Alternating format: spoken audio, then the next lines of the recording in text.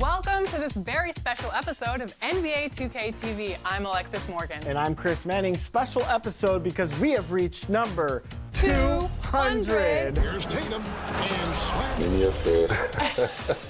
You play 2K. All the time. You act. Yep. Downtown Indianapolis moving it. And with... Well, you better believe it. Outstanding, David. Thank you. Look at Cleveland's starting group. Sexton and Osman on the perimeter. Andre Drummond is out there with Kevin Love. And it's Garland in at the 1. And for the Pacers, Warren and Turner at the 4 and 5. Then there's Oladipo. Then there's Malcolm Brogdon. And it's Holiday in at the 2. Now, here's Warren. Shakes him over Love and foul on the shot, so he'll get a chance at the line. That one on Love. And at the end of the year, Brent, we've been seeing an uptick in play from some young lottery-bound teams. Well, they're always excited about having opportunity to play loose and play free. The backside of that is you didn't play well enough to get into the playoffs. Right. So, you know, good coaching staffs with young teams that have potential. Kevin will ask their teams to be spoilers, like embrace the idea of let's compete tonight against that team because they're the 4th seed. Yeah, let's go up against this. Sure. There are other teams that, quite frankly, just give up on the year, and some guys will have some big empty numbers to finish off the season. You got to temper your kind of eyeballs on those things. And Warren, here we go. Outside Holiday. Can't hit that one. Cavaliers go the other way with it. Outplayed in the previous game on their schedule, losing to Chicago. Yeah, I mean, their execution at times was flawless, but they also made some mistakes that ultimately did them in. Well, they had the home fans worried for a little bit. I know that. Uncovered at the rim, finding cracks in the defense here early on. Just really smart basketball and exploiting whatever holes that he's seeing right now in the defensive squad.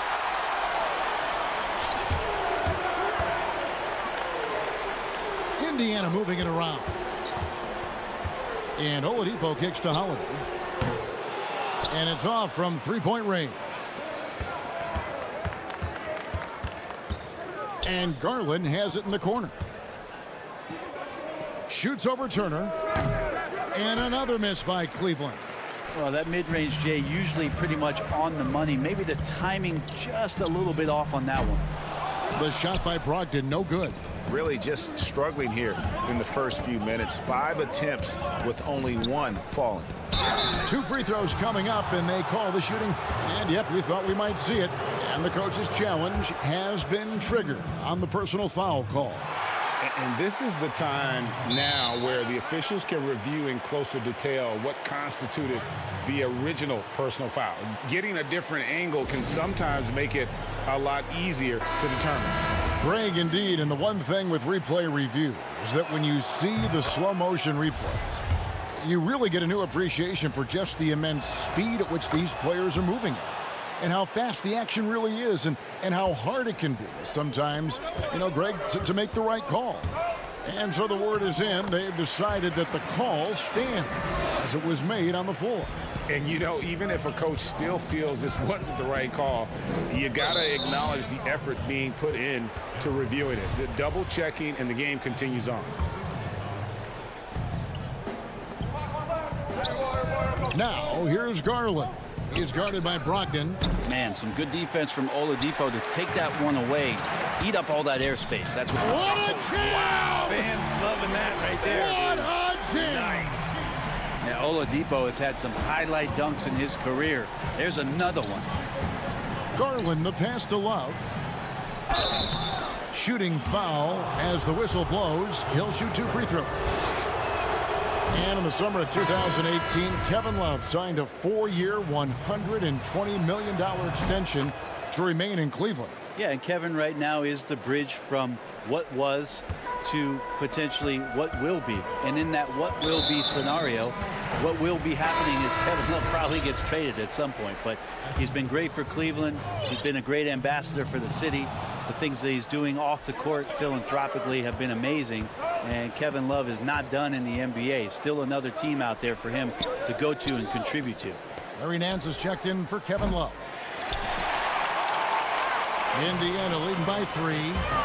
Holiday attacking. And Holiday throws it down. Look, shooters know where other shooters are. And if you're not shooting, make the pass. And Doug did it there. Here's Sexton. Lays it up off the glass. Boy, he is looking confident. Love how they're using him so far. Yeah, right now I don't see any let up, GA. I think he's going to just keep putting his foot on that gas pedal tonight. McDermott kicks to McConnell. Outside Holiday. High post shot. Thompson with the rebound. And it's Thompson with the ball. He'll bring it up for Cleveland. It's a 3-point game. Nance. That doesn't go, and he's 0 of 1 from the field. And he gets a lot of points right there at the rim, but the defense determined not to give up the easy deuce there. Jakar Sampson's checked in for Miles Turner. From downtown, a shot by McConnell, no good.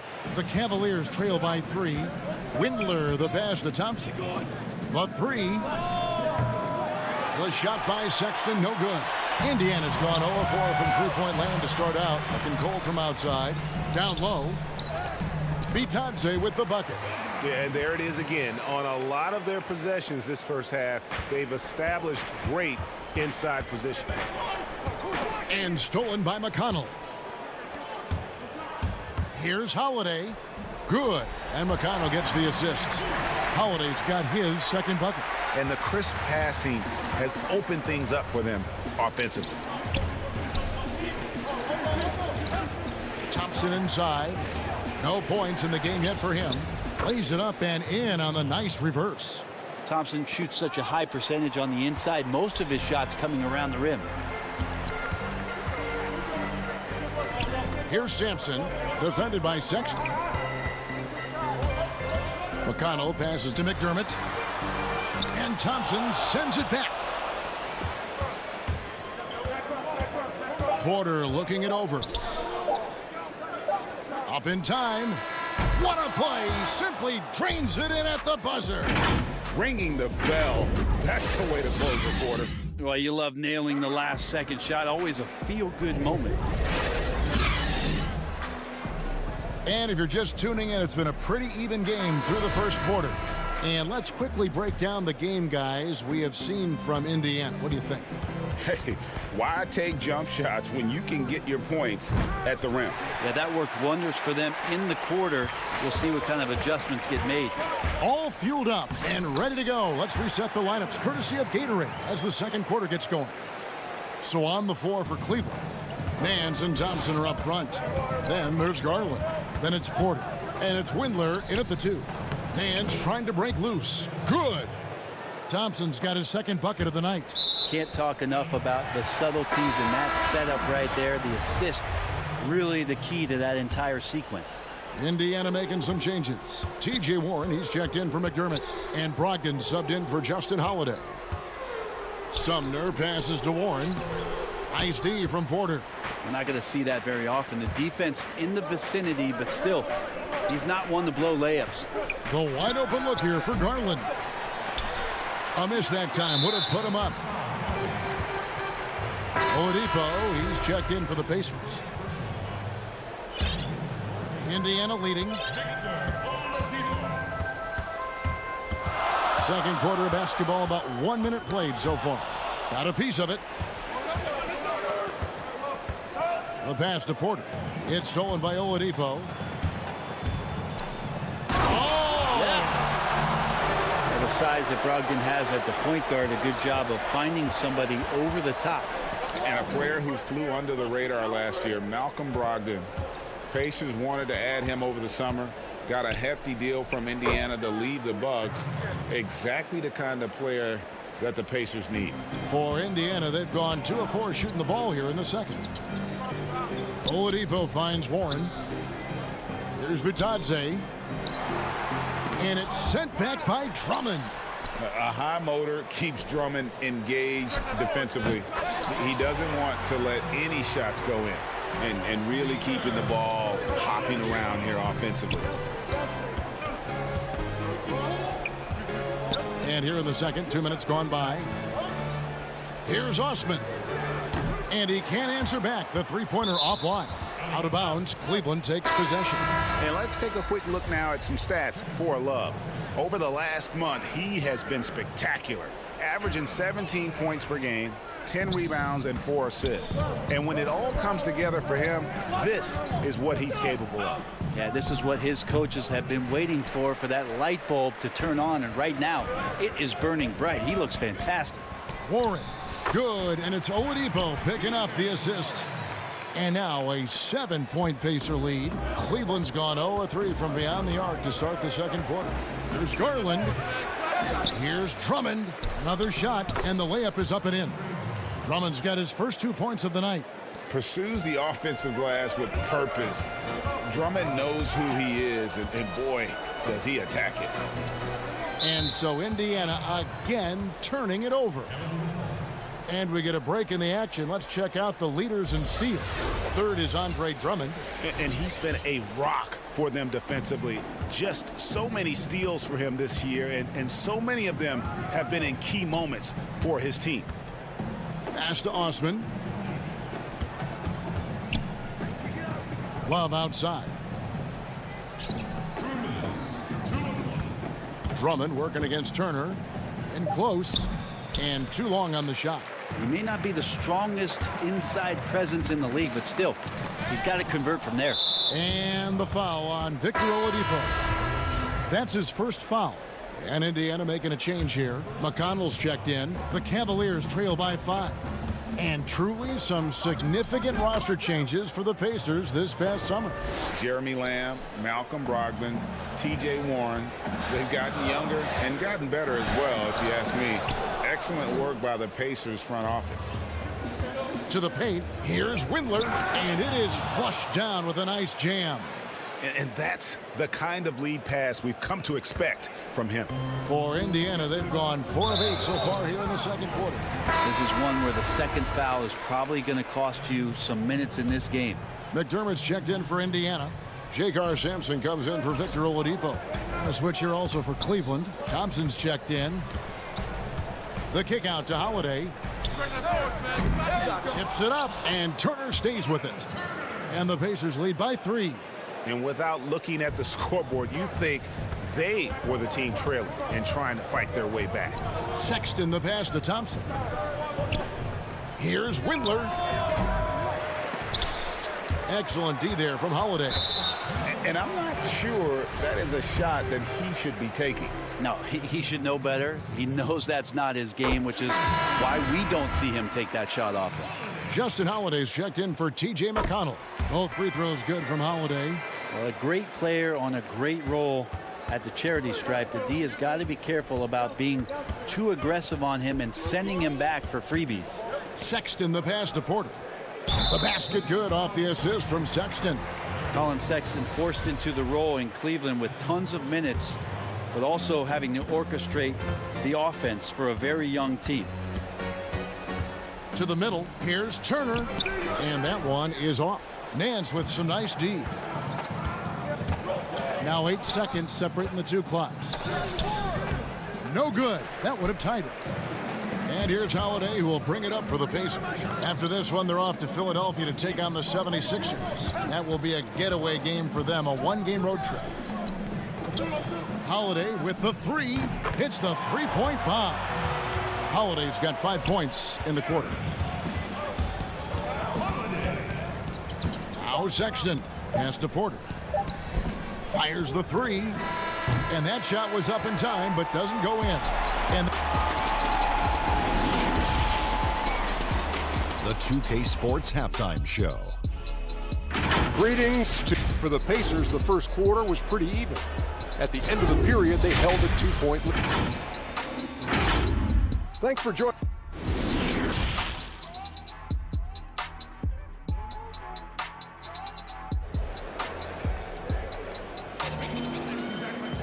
And we're halfway through this one. Plenty of basketball left in a game that's been fairly even so far. It's been quite a game for Colin Sexton.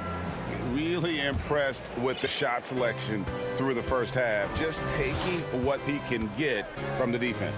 Yeah, I'm thinking back to the first half and wondering, did he take a low percentage shot? Everything efficient. Warren and Turner at the 4 and 5. Then there's Victor Oladipo. Then there's Malcolm Brogdon, and it's Holiday in at the shooting guard. They're the group for Nate McMillan starting the second half. Outside Turner. Passes to Oladipo. Indiana moving it around. Now here's Brogdon. Tight defense on him. And the whistle blows as the basket counts. And a three-point play chance right here. One free throw coming up. The defensive rules were different when you played, Brent. For example, the elimination of the hand check. Hand checking was huge because great defensive guards like a Derek Harper or a Mookie Blaylock could get their forearm on you and basically move you around rather than you trying to get where you want to go. And the other thing, Kevin, that they did was they didn't allow you to have the time in the free throw line. You have a 2.9 before an illegal defense. It used to be a game really of 2 stars on one side of the floor operating, and the rest of the guys sort of shoveled up in the corner on the other side. All those things have changed with the way the league has gone now. For the better. Oh, I think so. You have freedom of movement, fluidity of the athletes. It's definitely a better game in terms of the movement. Pacers leading by 6. And Holiday, here we go. And Oladipo kicks to Brogdon.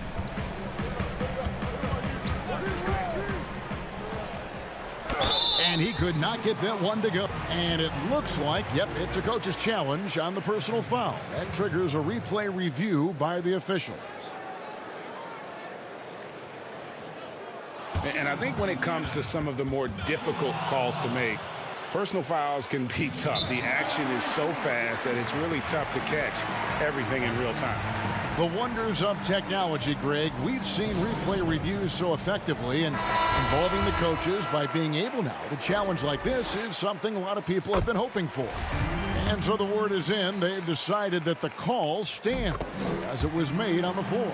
And, you know, even if a coach still feels this wasn't the right call, you got to acknowledge the effort being put in to reviewing it. The double checking, and the game continues on. There's Garland. Cleveland with a fresh shot clock. Love. And he uses the glass on the layup. Love's got 7 points in the game. Yeah, I know Kevin Love has slimmed down through the years, but the fundamental part of boxing out and using his body is not something that he's lost. Here's Sumner, and he makes no mistake on the slam dunk. And credit the screen for giving him the space he needed to get to the rim. For sure, GA allows him to come in with the sledgehammer.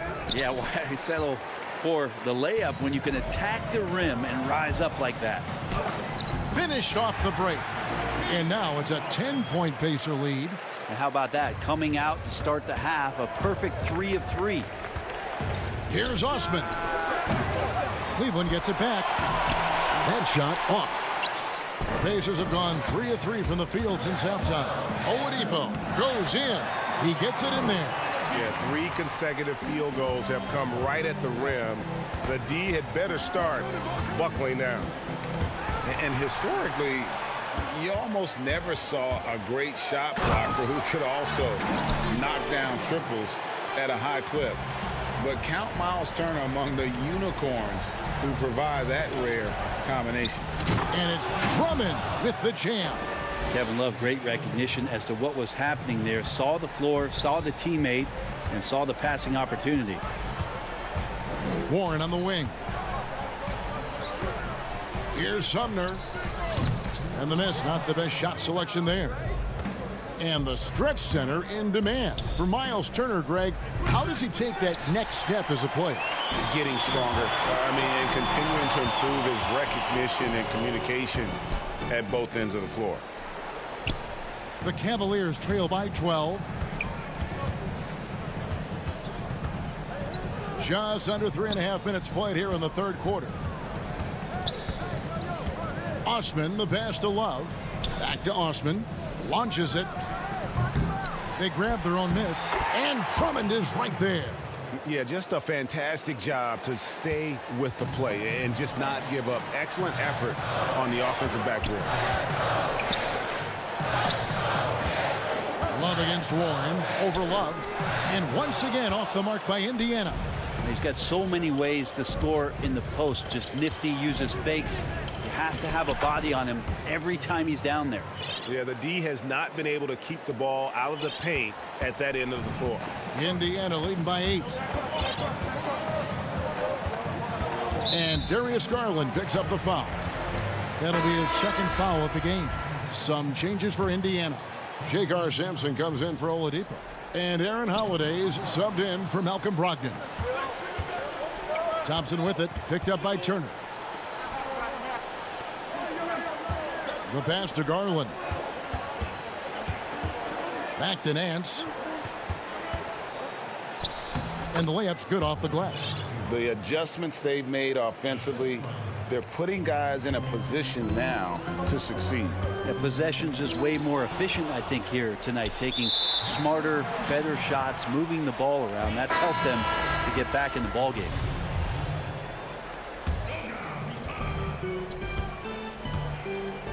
There's a 4-second difference from the shot clock to the game clock. It's good. And the Pacers lead by 8. And they are attacking the rim and getting great results. Garland the pass to Nance. Here's Windler. Nance outside. Out to the right wing. Fires from the corner. Windler's shot is off. Ahead. Here's Sumner. Buries the jumper to finish the break. And now a 10-point Pacer lead. And this is why coaches talk about playing with pace. The scoreboard tells it all.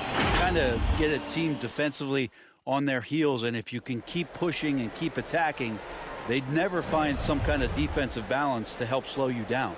And a chance right now to show you our State Farm assist of the game. Just true artistry right there. I mean, great decision on where to go with the ball, and how about the perfect delivery? Yeah, those are the kind of plays that you want to put on a canvas. Just beautiful basketball. And with 3 quarters behind us, let's see what this fourth period holds in store for us. And Cleveland looking at who they've got to start the fourth quarter. Nance and Thompson are up front. Then there's Garland. Then it's Porter. And it's Windler in at the shooting guard position. An even stronger second half. Tremendous efficiency at the offensive end of the floor. Now here's Garland. He's covered by McConnell. Thompson. And he drops in the layup off the glass. And they've had assists now in their last 3 baskets. And it's McConnell with the ball. He'll bring it up for the Indiana Pacers. Nice shot by McDermott. Good to see McDermott down in the paint, and then he starts to show off a little bit more touch. Here's Windler. The putback controls the rebound and puts it back up and in. You know, we talk about it all the time, guys. Those second chance buckets, always the result of that extra effort. Holiday goes in, and it's good for 2. And this is how you want to come out of the half. Prolific and efficient. Well, the thing is, they're controlling the pace right now, and if that was the mantra for them at halftime, they've carried it out. And a lot of contact on that one, so he'll shoot 2 here. Brett, so many guys are now shooting from well beyond the arc. Who do you think has the deepest range in the league? I think Steph Curry has the most consistent, deepest range. Lillard is in that category. Lillard is in there, and of course, last year's playoff win will never go away in terms of what a great memory that was. Trae Young is now entering that category, Kevin. Yeah, I mean, we saw name, that at the end of last year. His fearlessness in pulling up from just about anywhere has been pretty remarkable. And to that, I will add one Brook Lopez, who has found his way well beyond the three-point line. He's a whole nother conversation. We'll talk about him later. We'll do that. He's just stretching him out. The defense has got to do a better job of staying attached to him. I'm not sure what the defense collectively was thinking there. You got to know where he is at all times. And I like the back and forth here, showing confidence from range. It seems like they're going to find out who can make the deepest threes. Right now, it's a shootout. And the ball's tied up, so we'll have a jump ball.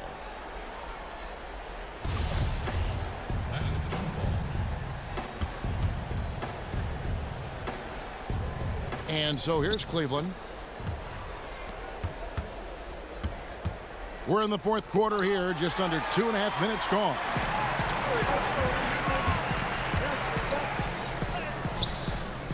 Windler with the rebound. Brogdon, he's checked in for the Pacers. The Cavaliers trail by 9. Garland with it. Second chance shot. Here's Drummond. Goes up again. And finally they hit one. A tall and powerful big. Drummond has a natural ability to finish inside. The feed to Warren. Laid in with a nice touch off the glass. And the Pacers lead by 9. Yeah, that's not an assignment that I want there, Kevin. I'd rather do math homework than to try and cover that guy. It's Porter outside. The putback. He hangs in there and cashes in on the second chance points. Don't want to see athleticism wasted just on offense as Sexton uses it that time to get an offensive board. Indiana moving the ball around. McDermott passes to Johnson. Brogdon outside. And the rejection by Love. Well, how about that? Kevin Love getting up and making a statement block there. Sexton trying to assume the leadership role. What a big hoop there. Indiana leading by 5. Holiday goes in. Here's Warren. Good D from Love. The Cavaliers have gotten more than 58% of their attempts to go down for them in the fourth quarter. They're 7 of 12. Porter, no luck. Eddie Osman, he's checked in for Porter. Indiana's gone 1 of 3 from outside the arc since we've reached the fourth quarter. Oladipo outside. Here's Turner. Good, and it's Oladipo picking up the assist. And that's now 9 points for Miles Turner. 1:02 left in the game. Pass to Osman for the 3. It counts. And now they trail by just 4. The defenders need to recognize the importance of staying on him as we get into crunch time. This one for 3. Pacers with the rebound. Holiday, the pass to Turner. That's another one for him. His 5th in just 7 shots. Well, that's the kind of passing right there that makes a difference. Not just in that possession, but maybe on your play for the entire game. Here's Garland. Here's Sexton. Count it! What a beautiful shot to bring him to within 3. Sexton with a shining moment here. Guys, they're not going to be in any rush on this possession. Not with the lead. Now's the time to burn some clock. 6-second difference between the shot and game clock. Brogdon finds Turner. Back to Brogdon. 6 on the shot clock. Yes! They're in total command of this game with time starting to run out. Yeah, looking for a miracle worker out there is the opposing coaching staff. I don't know that they have one. This game seems to be well in hand. From deep. Offline. So it's Indiana picking up the win.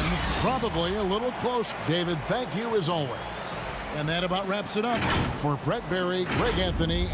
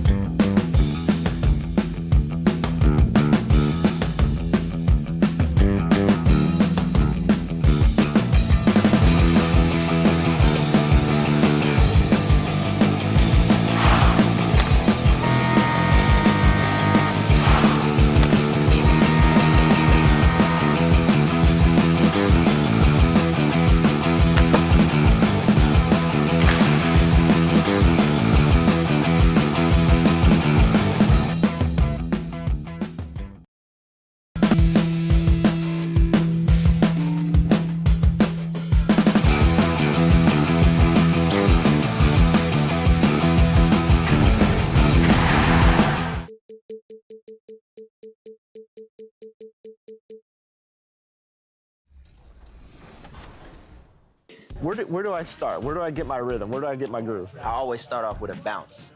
You just start with a bounce, and then you see. I'm part of the baddest game, most successful game in the world. I went to Portugal this year, and the young tour guide goes, "It's Doris Burke from 2K." It wasn't Doris Burke, the announcer. It was Doris Burke from 2K. We come to you tonight from the shore. And with, well, great attitude. His work inside, a big part of it, DA. Thanks. A look at the Magic starting group. At the 4 and the 5, we have Gordon and Vucevic. Augustine and Fournier are the backcourt tandem. And it's Ennis in at the 3 slot. And for Cleveland, Sexton and Osman on the perimeter. Kevin Love out there with... Oh, what a dunk! Look out below! Well, easy to see why Aaron Gordon has been in multiple dunk contests. The arsenal, the creativity, limitless. Of course, the playoff seedings still jumbled a bit in the air. Just how important you think it is to get home court advantage in the NBA playoffs in this era. Historically speaking, Kevin, as you know, home court advantage is absolutely monumental, and it doesn't matter the round of the playoffs. Could be a conference semifinal or an NBA final. If you come down to a Game 7, that home court advantage can be the difference between winning and losing. You want as much in your favor, Kevin, as you know, going into the postseason. There's no quitting this guy. He just gives you great effort, and he continues to give you great production. Augustine passes to Ennis. Back to Augustine. Pass to Gordon. Andre Drummond grabs the miss. Not pretty. You just got to shake off a miss like that. Passes it to Love. Off to a good start as he hits his first shot attempt. Oh, great ball movement there. It's been a pretty tough stretch for them. And this will be an important possession. It's really essential they put a stop to this run, and the best way to do it is by great execution. Ennis dishes to Vucevic, and it's good. 2 points. You have to admire the confidence of Nikola Vucevic. This close, he's focused on putting 2 on the board. Here's Garland. Love trying to break loose. Garland with the bucket. Garland's got 5. And early on, they look great. They've made all 4 of their shots to start this game. Outside Fournier. He kicks to Gordon. Now here is Augustine. He's guarded close. Vucevic, and it's sent back by Drummond. Inside. Sexton's shot is good. He has 5. Impressive start here. That's 5 straight makes to start the game. Well, you look at the former All-Star Andre Drummond and the way he rebounds, Greg. He might be the best in the league in that department. I mean, few players in the history of the league can go off for 20-plus rebounds on any given night. Drummond's one of them. Attacks the glass on the offensive end so well. His offensive rebounding, for me, sets him apart. Never easy to stop this guy at the rim, but that is a beautiful contest right there. To the inside, Augustine can't hit from in close. The Cavaliers leading by 6. Here's Osman. It gets rebounded by Ennis. You will have to finish harder than that if you want to convert in traffic. And it's Gordon. That time on the assist by Augustine. He is now 3 for 4 to start this game. Clearly, the confidence is already building. Garland kicks to Sexton. Hits it from 3-point range. And the story here, Kevin, early on is how well they've shot the basketball. Ennis passes to Vucevic. Banked in off the glass. Vucevic has got his second basket of the night. Just setting the tone with an aggressive move to the rack. And where's the help defensively? To me, Greg, that's a complete lack of communication on that side of the ball. These guys need to be talking to each other. A tall and powerful big. Drummond has a natural ability to finish inside. Gordon kicks to Ennis. Feeds to Vucevic. It's good. The assist that time from Ennis. 6 points for Vucevic. And it's Love with the ball for Cleveland. It's a 5-point game. Last time they faced off, it was right here at home where they couldn't get it done. Yeah, and they got beat last time these two teams met, and really free throws were the story. So a new group on the floor for Orlando. For Orlando, they've gone 6 of 9, shooting it well. For Orlando, moving the ball around. Here's Bamba. Oh, and he plucks it off the glass. Wow. Here's Windler, guarded by Fultz. And here we go. Fast break. Fultz has got it. 5-second differential between the shot clock and the game clock. Garland, the pass to Thompson. Rebound by the Magic. Outplayed in the previous game on their schedule, losing to Chicago. Ross kicks to Fultz. It's stolen by Nance. Lets it go from deep. I love, Kevin, that Terrence Ross is trying to affect the shot-making ability of his opponent. Back to the action after this word. And thanks again for tuning in. If you're just joining us, we've played through 1/4 of action so far. And from what you guys have seen so far from Cleveland, what's your take? Well, this is the edge that great rim protection can give you. Total intimidation that first period. That is what has helped power them to this early lead. And now, brought to you by Gatorade, all fueled up and ready to go. Let's reset our lineups. On the court for Orlando, they've got Carter Williams. He's out there with Fultz. Bamba is out there with Terrence Ross. And it's Birch in at the 4 slot. Outside for Carter Williams. 4 on the shot clock. Orlando needs to get off a shot from 12 feet out. And he tries off the glass, but it's no good. The Cavaliers leading by 5. And you think back to LeBron's last year in Cleveland, one wonders how differently it may have turned out if Kyrie was there with him. Well, you think back, Greg, Isaiah Thomas was never healthy. He had been a recent All-Star with another team. They were counting on his quickness and his scoring, but through it all, the Cavaliers reached the NBA Finals. Just another testament to the talent and the leadership that LeBron gives you. And the shot goes down. Porter's got his second basket of the game. And really, it's been a major aspect of their offense in the early stages here. Their success working the ball inside and getting points from close range. Now let's go to the sideline and catch up with our Hall of Famer, David Aldridge. Well, for Nick Vucevic, there were some great firsts last season. His son, Philip, was born in December. And then Dad made his first All-Star appearance. Nick is from a basketball family. He said, "I'll enjoy telling my son the stories, like my dad did with me. We'll see if he likes the game of basketball. I think he will." Kevin? Well, DA, it's certainly in his genes. Thanks for that report. We've seen this explosion of Canadian players in the NBA. And really, Tristan Thompson led that way. The 4th pick back in 2011, Thompson was, at that point, the highest drafted Canadian in NBA history. Sexton, he's checked in for Garland. Pass to Carter Williams. The dish now to Bamba. The shot that time, not on target. So Cleveland will take it the other way. And Thompson may have led the way for Canadians. But as far as where the league is going, Greg, he's a throwback player. I mean, a rebounder and rim runner. His game is built on toughness and hustle. So for the Magic, Vucevic checked in for Mohamed Bamba. Gordon comes in for Cam Birch. And Fournier subbed in for Markelle Fultz. Here's Ross. Makes it off the glass. Well, what an excellent finish by Terrence Ross. The defense giving him a very hard time, but he was determined. Here's Sexton. That's good, and it's his 4th basket of the game. He's a strong 4 for 6. Well, they're winning largely because of this guy's play. He has been sensational. And that's a foul called on Colin Sexton. That is his first foul of the game. Drummond's checked in for the Cavaliers. Kevin Love comes in for Nance. And the Magic making a change here as well. Augustine's checked in. And a wide open look for Porter. Offensive rebound. It's good on the putback.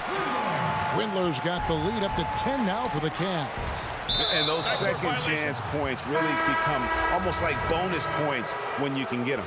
And Cleveland making a change here. Osman's checked in. 3 minutes of action so far in the second quarter. The pass to Ross.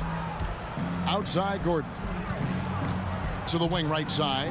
Augustine from outside. Cans it from downtown. Augustine's got himself on the board with 3 there. Doris, you graduated as your college's all-time assist leader. Talk about some of the key traits of a great playmaker. I think historically speaking, when we think about great lead guards, Kevin, we talk about unselfishness, vision, patience. Who are the players that make their teammates better? Though probably the one underrated aspect of a point guard to me, Kevin, is communication. Are you constantly looking for opportunities to communicate to your teammates, make them feel good about themselves, give them confidence? That, to me, is probably the most underrated aspect of it. And Doris, when you played, you took such great pride in each and every one of those things. I did. I love trying to make my teammates better. It feels great to make somebody feel good. And Fournier kicks to Augustine. Just 5 to shoot. And he gets the whistle. 2 free throws coming up. And now, yep, this will be a coach's challenge. We thought that might happen, triggering a review of the personal foul.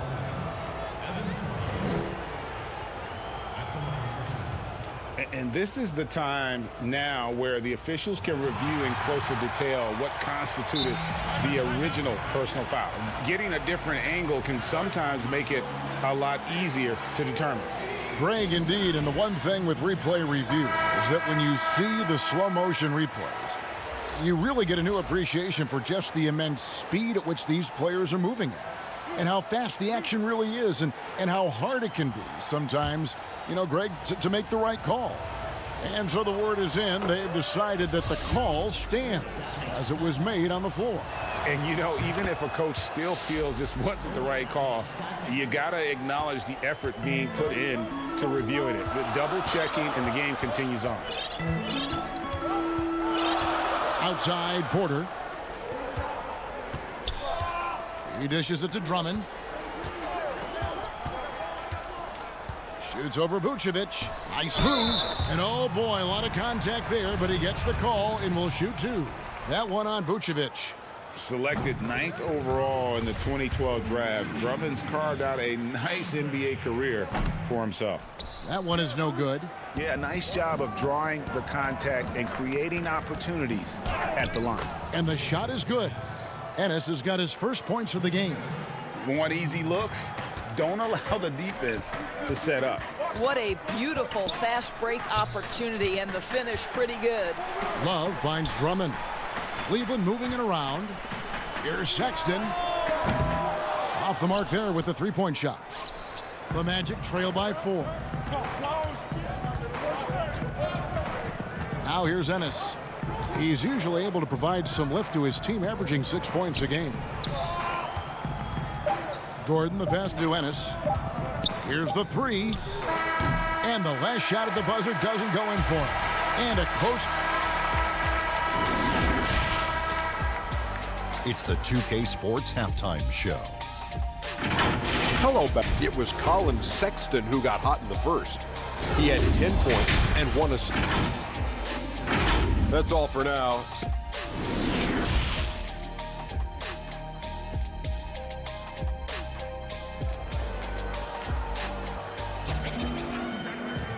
We've got second half action for you, and if the next couple quarters are similar to the first, this one could go down to the last possession.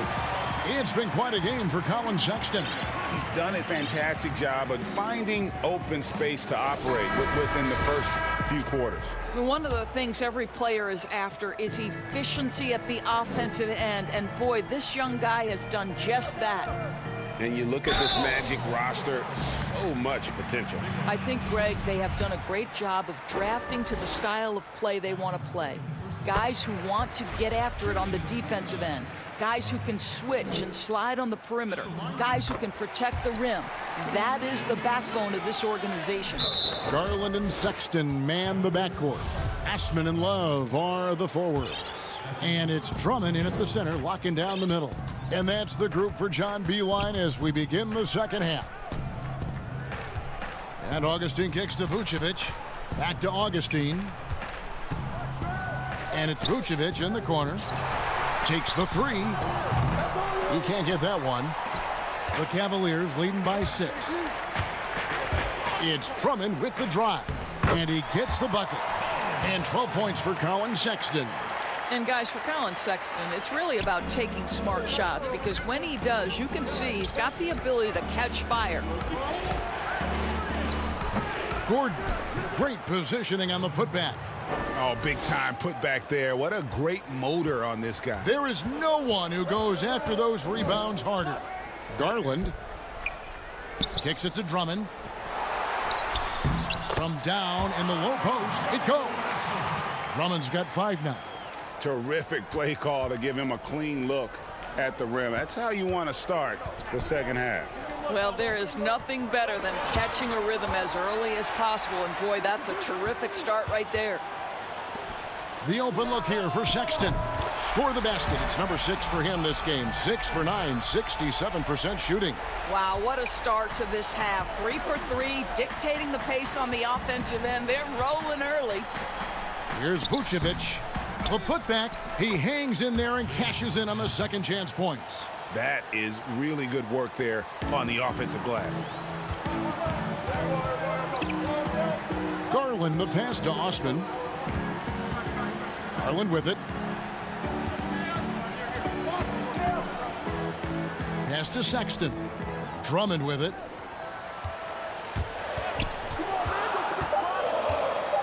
Shoots over Vucevic. And it's Drummond missing. You know, missed that one, but still a really good start coming off the break. 3 for 4 now.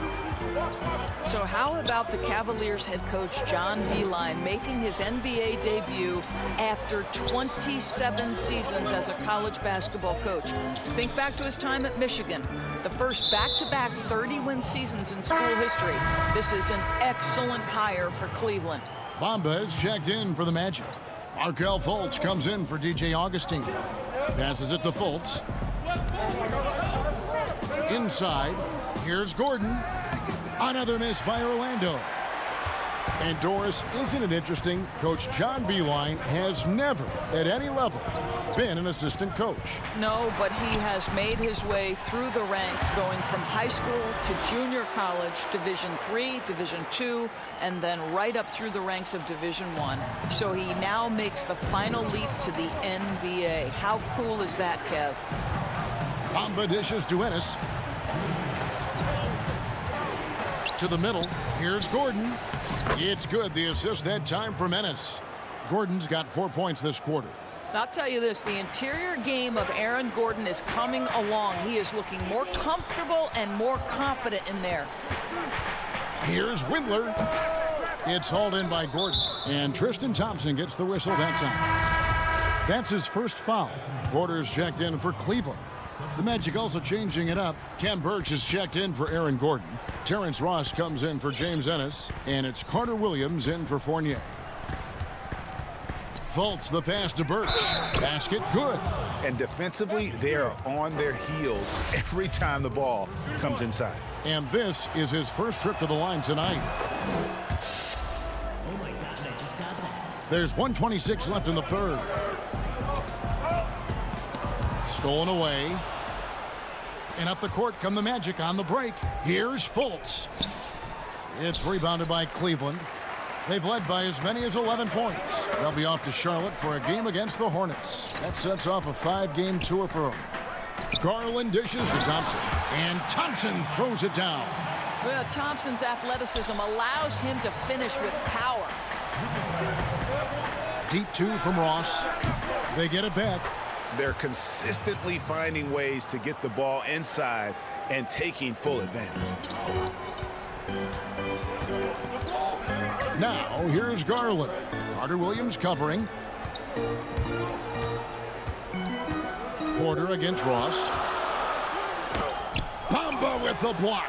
That is a combination of length and defensive instinct. Send it back, Mo Bamba. Here's Thompson. And at last, they get one to fall. Thompson's got 6 points in the quarter. Fultz kicks to Carter Williams.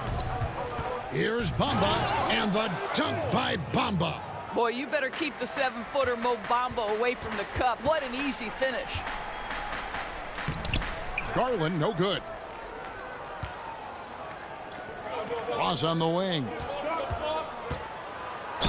Fouled on the shot and picks up 2 points. So 1 free throw coming up. Important points there. Got him on a nice play, getting the ball inside and right to the bucket. First trip to the free throw line for him tonight. 8 seconds left here in the third quarter. Pass to Windler. Porter outside. Oh, and he just knocked down the buzzer beater. That is a huge three-pointer. Extends the lead at the last possible second. That'll give him a big boost going into the fourth period. And it's time now to bring you our State Farm assist of the game. And how about the floor generalship right here? I mean, showing us why they're always in good hands when he's the man in charge.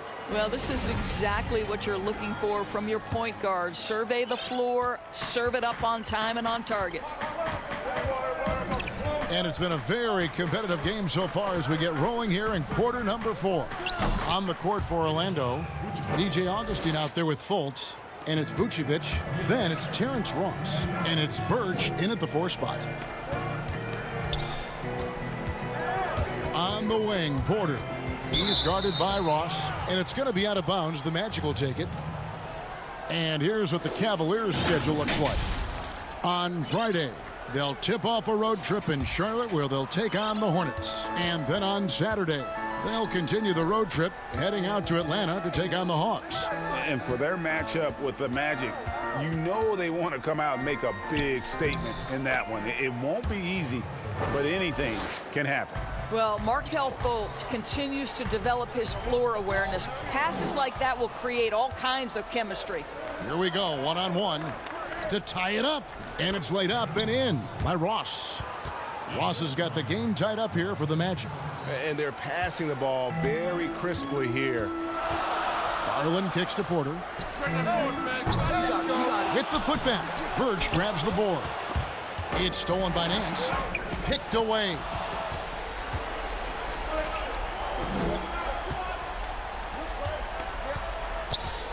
Now here's Fultz. Not a lot of room. Here's Birch. And again, it's Orlando converting. Yeah, great anticipation of where the open man was going to be, and Terrence Ross finds him immediately. That's really pretty. Thompson passes to Nance. Back to Thompson. Sinks that one from the post.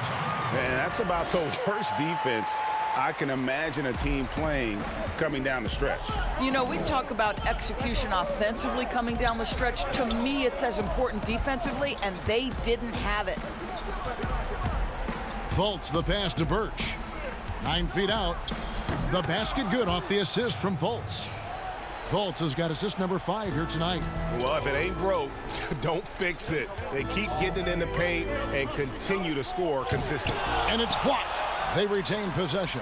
Cleveland moving it around and wrestling for it there, but no one has possession. We'll have a jump ball. Nance.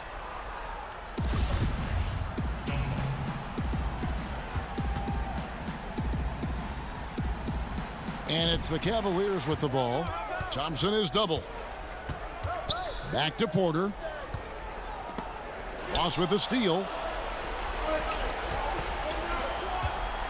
Just a little under 2.5 minutes have passed now here in the fourth. Here's Vucevic. There's the pass to Ross. Here's Birch. Stolen by Thompson. It's good. Nance has got his first points in this one. My goodness.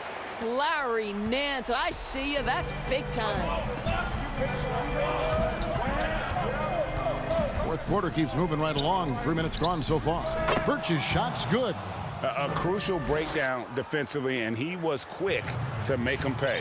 We call that execution, Greg, getting the ball to the right guy where he can do some damage. Porter finds Thompson. Rebounded by Vucevic. And his defense so valuable. Not many can bother that shot at the rim. Boy, you see the effort. You see the range. This guy prides himself in his ability to shut you down. And we're about 3.5 minutes into the fourth quarter. That one's good, and the Magic lead is cut down to 2 on the bucket from Nance. You have to do more than that against Larry Nance Jr. This guy is no stranger to physical contact. Now Fultz down low. 2 points. That one goes. Birch has got the lead back up to 4 now for the Magic. You love how each side has risen to the challenge throughout this one. I'll tell you, we have seen, Greg, great execution from both teams. Neither one giving an inch here. Here's Thompson. Shoots over Vucevic. The shot by Thompson, no good. Boy, 9 times out of 10, that's going in. I'm sure he surprised himself with the miss. But they get it back. Out of bounds, Cleveland takes possession. Listen, turnovers happen. You've got to move on to the next play. Both teams deciding to change it up. Cavaliers have gone 3 of 8 here in the 4th quarter. Pass to Sexton. From deep 3-point range, Ross grabs the board. And that shot isn't the one they should be taking if they want to make this comeback happen. Now here is Augustine. Defended by Dellavedova, and Matthew Dellavedova is going to pick up the foul. That is his first foul of the game. Vucevic finds Augustine. No good on that one, so Cleveland will take it the other way. And looking for a very quick shot here. Well, Greg, you've got to run a play that's a quick strike. You've got to immediately foul after that. Sexton with it. Now guarded by Ennis. Offensive rebound. Drummond, a second chance effort. Whistle blows. Basket is good. And here we go. A coach's challenge has been initiated. We'll have to now review the personal foul in question. And this is the time now where the officials can review in closer detail what constituted the original personal foul. Getting a different angle can sometimes make it a lot easier to determine. Greg, indeed, and the one thing with replay review is that when you see the slow motion replays, you really get a new appreciation for just the immense speed at which these players are moving and how fast the action really is and how hard it can be sometimes, you know, Greg, to make the right call.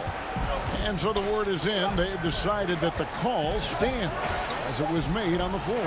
And, you know, even if a coach still feels this wasn't the right call, you got to acknowledge the effort being put in to reviewing it. And so the big win by Orlando in a tight game.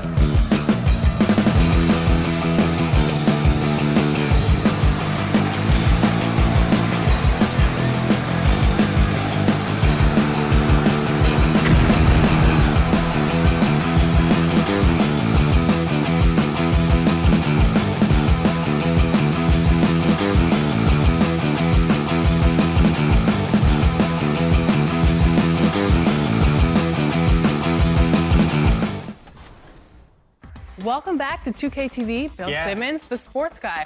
Now, the sports guy is your nickname, but if you were a player, what would you have as your nickname? Washed up. Washed up, Yeah. that's it? Yeah. I quit pickup like 5 years ago. I'm gonna end it right. He's going to end it. I'm going to end it. I feel. And in the locker room, each guy has been going over. As we approach the playoffs, let's see how the East is shaping up. Look at Indiana. They've done well enough to be in 5th place in the conference so far. And, of course, there's the Magic, a few slots below them. And right now for the Magic, they've shown me some very good things this season. But that next step, those qualities that could make them true contenders, just haven't been there. Yeah, and you know, we've seen them enough to know by now they're not going to make that switch from good to great at this point. Not this year anyway. Let's check out Indiana's starting lineup. Warren and Turner at the 4 and 5. Then there's Victor Oladipo. Then there's Malcolm Brogdon. And it's Holiday in at the 2-guard spot. And for Orlando, Augustine and Fournier are the backcourt tandem. At the 4 and the 5, we have Gordon and Vucevic. And it's Ennis in at the 3. Now in his 6th season in the NBA, hard to believe Aaron Gordon is still just 24 years of age. Not much older than some rookies coming in. You wonder what his ceiling will be. Here's Gordon following the score by Miles Turner. Pass to Vucevic. Orlando moving the ball around. Fournier with the ball, picked up by Turner. Shot clock at 6. Augustine passes to Gordon. Over Warren. Here's Vucevic. And the rebound goes to the Pacers. Last time they met was in Indiana. And the last time they faced this club, rebounding was their big advantage. Clearly, that was the overriding factor. A double-digit advantage on the board. They just pounded them inside. First quarter, about a minute and a half in. Outside Holiday. To the paint. And Warren with the basket on the assist by Holiday. And his presence as a scorer, it just has a calming effect for the rest of the team. He's a fallback option whenever they need one. Now here's Vucevic. He's coming off a 19-point game against Chicago. The shot's good. You know, Nikola Vucevic, guys, just goes to work when he gets an opportunity to score. I mean, he's a very, very polished offensive player. On the wing, Holiday. He's guarded by Fournier. The shot by Holiday, no good. Orlando, they've gone 3 of 5 shooting the ball so far. And it's Gordon finishing it off. Hey, and we all know Gordon's a terrific jammer now. He loves throwing it down. If you're just tuning in, we played about 2.5 minutes here in the first. The shot by Brogdon, no good. The Magic have gotten 4 of 6 field goal attempts to drop in the first quarter. Gordon, the pass to Vucevic. Back to Gordon. Over Oladipo. That one's not going to go. So the Pacers will take it the other way. They couldn't put the pieces together, losing that last matchup with Boston. Yeah, but what a tremendous effort, Kevin. I thought they were coming all the way back. Such a terrific fourth quarter of basketball, but they just could not get over the hump. And one of the more transcendent athletes in the game. Aaron Gordon still has some untapped potential. He could make a big leap. So Orlando going with an almost entirely new group here. Bamba is checked in for Vucevic. Kem Birch comes in for Ennis. Terrence Ross is checked in for Evan Fournier. And Markelle Fultz is subbed in for Augustine. Here's Bitadze. Holiday with the 3. That doesn't go, and he's 0 of 1 from the field. Well, Orlando shooting it from their comfort zone so far in this one, 57% from the field. Here's Birch. Lays it up and banks it in. And Greg, we've seen Gordon playing in a slower pace system. He was asked to play at the small forward. Not ideal, Kevin. He's better off as a small ball power forward, getting out in the lane and using those springs to rise over the D. That's a double whammy, guys. That's right. A great defensive play, then the emphatic stuff. Well, turning defense to offense, we talk about it all the time. Try to hit your opponent at the other end before they can set up the defense. Now here's Ross. After the miss from Doug McDermott, Birch kicks to Fultz. The wing jumper off target. Pacers trail by 4. McDermott passes to McConnell. Back to McDermott. 46 seconds left to play in the first. That doesn't fall either. He's missed his first 2 shots tonight. Now the pass to Birch. Now here's Ross. He's covered by McConnell. Birch kicks to Fultz. Down to 5 on the shot clock. Here's Bamba, open and close, and nails it. And the story here, Kevin, early on is how well they've shot the basketball. Very high percentage so far, and if you want to start a game hot, that's the way to do it. McConnell passes to Bitadze. Outside Holiday. Here's McConnell. Another miss, and they've really hit a rough patch here. And so it's Orlando with their lead standing at 6 points.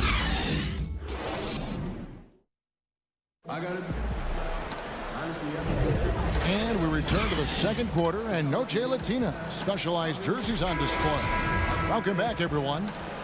What do you guys think so far about the offensive approach for the Magic? They've pounded the ball inside in the first half, forcing the D to collapse, and that frees up the shooters going forward. They've been distributing the ball really well tonight, too. I mean, a decent number of assists so far for them. And a chance here presented by Gatorade to see who's on the floor, all fueled up and ready to go for the start of the second quarter. On the court for Indiana, we've got T.J. McConnell, and it's Sumner in at the shooting guard position. Right wing. Carter Williams kicks to Ross. It's good from long range. Ross has got the lead up to 6 now for the Magic. Well, with the playoffs coming up quickly, Clark, strength of schedule can play a big role as it determines where a team is going to be seeded come playoff time. No, I agree with you in terms of even just making the playoffs sometimes, Kevin, based on where teams are and who they're playing. I mean, those matchups against potential playoff teams that are still fighting for seeding, they can sharpen you up and get you ready. Actually, those games can be playoffs before the playoffs in many ways. And I always admire the coaches, Clark, that walk their players through the different scenarios because they should be aware. Yeah, I agree with you wholeheartedly. You want everything out in front of you. As long as your team is able to handle it, and most of these teams can, I think that's a good point. Here's what Orlando's going with right now. Vucevic, he's checked in for Kem Birch. Fournier comes in for Ross. And DJ Augustine subbed in for Markelle Fultz. Hey, Turner's not just an interior scorer. This guy has a jumper that's really reliable. So you got to honor and respect his shot. Pass to Augustine. Good ball movement here by the Magic. Vucevic down low. He's against Turner. The Pacers have gone 3 of their first 5 shots to drop here in the second quarter. Here's Bamba, and the dunk by Bamba. Yeah, nice vision from the little fella there, Augustine, making it easy for his teammates by finding the open man. Here's Warren. That's his second shot and his second basket. He's 2 for 2. And their shots are falling now with more regularity than we saw at first. Well, it was a slow start, but they've gone from simmer to medium heat, and they're bordering on hot to close this gap. Now here's Carter Williams. Nothing yet on the scoreboard for him. 6 to shoot. Shot from 12. And it's Vucevic. That time on the assist from Carter Williams. And the Magic lead by 4. And you look out there at the Magic, one of the taller teams in our league. And, you know, that's a philosophical bent for the front office. They want long, athletic players. Draft guys with great length and then develop their strength and skill level. And I actually kind of like that approach. Have a philosophy, stick to it, and be true to it. And, hey, we know the three-point shot is a work in progress for Carter Williams, but when he's dropping it in from there, you got to get on it. Passes it to Warren. Stolen by Bamba. And Vucevic kicks to Fournier. Pass to Augustine. Now Vucevic. Fournier for 3. The shot missing. And even with good coverage defensively that time, he has confidence to drill the three. And there's the pass to Sumner. Down low. Here's Turner. And the shot is long. And Vucevic has got the ball here for the Magic. 7-point game, the biggest lead in the game. Following this one, they get to host the Hornets. That'll be the last of 3 straight at home for the team. Carter Williams dishes to Vucevic. Wants to get it to Carter Williams and does. Clock at 6. Fournier passes to Carter Williams. And it's going to be a 24-second shot clock violation. They turn it over. And here's a look at some numbers for Brogdon. He hasn't been as sharp in the past 10 games as we're used to. It shows in his passing. The assist numbers down. Even the simple passes look tough for him right now. Maybe tonight he can get back on his game. And Orlando making a change here. Ennis is checked in. The Pacers also with the sub. Aaron Holiday is checked in for Edmund Sumner for the Magic. Aaron Gordon, he's checking in for Mohamed Bamba. Ross comes in for Fournier. And it's Fulton for Augustine. And, you know, the 2016-17 Rookie of the Year continues to impress. Brogdon is a valuable role player who does a lot of things well. And it's Vucevic missing. And you can see the defenders afraid to kind of get in his way a lot of times when he's on his way to the basket. But on that one, they were there. And he didn't punish them for the weak coverage there, but they can't count on him to continue missing. Gordon with it. And Holiday picks him up defensively. Pacers trail by 4. Shoots. Yes, and it's Holiday with the assist that time. Holiday's got 3 assists in the game. Gordon finds Vucevic. That one good for 2. Vucevic has got 8 points. And at the offensive end, he's done about as much as they could have hoped for today. On the wing, Holiday. He's guarded by Ross. McDermott. The kick out to Holiday. And too much time in the lane. They get called for the 3-second violation.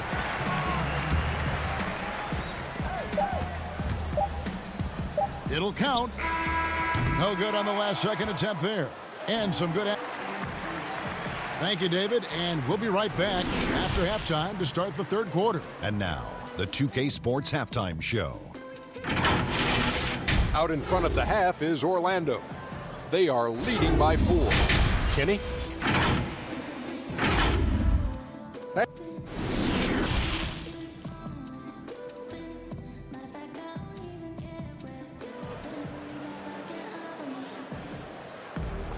And in that first half, we saw a pretty tight battle. We'll soon find out what sort of adjustments were discussed during the half. Nice game. Great performance by Nikola Vucevic. He's done a fantastic job of finding open space to operate within the first few quarters. You know what? It helped that they had a few guys with very hot hands on the perimeter, too. At the 4 and the 5, we have Gordon and Vucevic. Augustine and Fournier are the backcourt tandem. And it's Ennis in at the 3, the small forward. And that's the group for Steve Clifford as we begin the second half. Both free throws good from Holiday. Zone defense, Clark, being played now by a lot of teams. It's amazing that even with that, the point totals just continue to rise. And you know what? I attribute the point totals continuing to rise to a couple of things. One, the volume of three-point shots that are being taken. And I think teams are playing at a little faster pace universally. You don't see as much walking the ball up the floor as I think you may have seen in years past. Augustine finds Fournier. Some nice ball movement by the Magic. Vucevic with the bucket. Excellent execution that time from Vucevic, fellas. I mean, he's embracing being a leader for this team, and I think shots like that prove the point. And Holiday, here we go. And he banks in the layup. Holiday's got 4 this quarter. It's a great move, and he catches the defense completely off guard. Yeah, if that's a harbinger of things to come, he's looking at having a very big second half. Now here's Ennis. He's gotten some minutes, but nothing on the board yet. Here's Vucevic. Good work defensively by Turner. Indiana trailing here. Holiday with the 3. Good, and And it's Oladipo picking up the assist. Boy, I love how unselfish Oladipo is. Great at getting his teammates involved and on-time, on-target passes. Turner with the steal. Fast break. Here comes Indiana. Brogdon leading the charge. And that one drops for him. Now it's a 3-point Pacer lead. They found a nice groove in this half, starting out 3 for 4. Will it go? The putback controls the rebound and puts it back up and in. Yeah, great hustle from Gordon using his patented vertical to sky up for the board. Okay, well, let's check in with David Aldridge, who's reporting from the sidelines. Well, Kevin, last season the G League tested out an expansion of the clear path rule. Now that expansion is making its way to the NBA. It should discourage those intentional fouls that slow up teams on the fast break. Fans wanted it, and analysts clamored for it. And that will allow the amazing athletes in this league more opportunities to show what they can do in the fast break. You're right, David. A welcome change. Thank you. Boy, quickly becoming a real force defensively. Miles Turner, one of the league's premier shot blockers. And defensively, they are on their heels every time the ball comes inside. Yeah, I think they've got to ramp up the aggressiveness, Greg. I mean, if they don't, things are just going to get worse from here. Here's one, following the score by Aaron Gordon. The kick out to Oladipo, and the Pacers tack on 2 more. And you look at the job description for an elite defensive big man. Nowadays, it's not enough to just protect the rim. No, you've got to be able to move your feet and also defend on the perimeter as well. And that's where Turner's quick feet have helped him. He's able to guard smaller players and recover to the lane. And that's a nice combination. Turner, it's good on the putback. Turner's got the lead up to 7 now for Indiana. That's all about the ticker for Turner. Big heart, a real juggernaut on the boards who uses those long arms exceedingly well to get second chance opportunities. Really no idea why you're fouling in a situation like that. You know, maybe there's some bad blood between those two. Yeah, but that's no excuse for that kind of foul. I mean, that might be an explanation for it, but certainly doesn't justify it. And even then, it's just not a good play. The shooting numbers just aren't there yet in the quarter. Here's Sumner. They get it back. Great positioning on the putback. An even stronger second half. Tremendous efficiency at the offensive end of the floor. Yeah, they're in a nice zone right now, and that basket looks, you know, it can handle 2 balls at once. It looks like now it could probably, for them, handle 3 or 4 balls at once as well as they're shooting. Now, here's McConnell, running by Augustine, and it's blocked by Gordon. Good defensive instincts there displayed by Gordon, reading the shooter all the way and timing the rejection perfectly.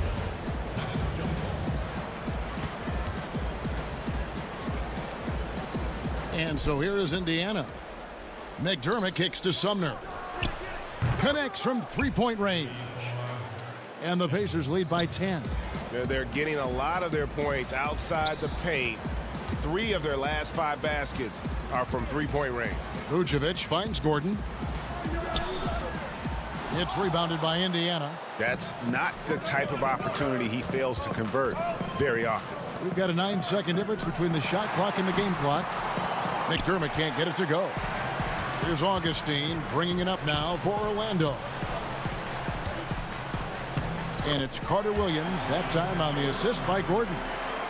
Gordon's got 3 assists now in this one. Here's Sumner.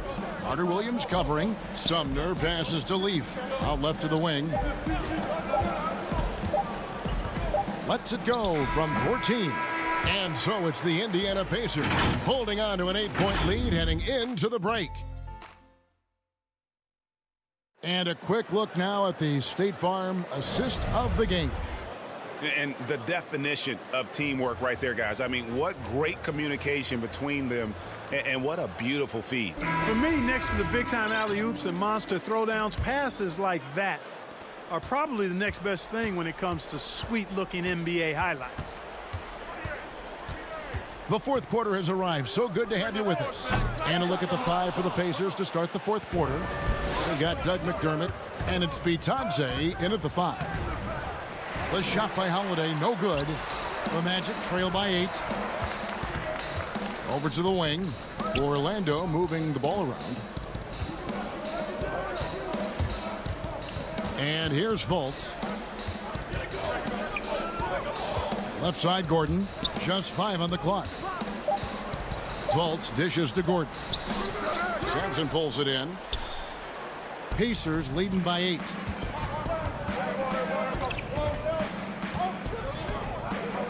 Fires the 3.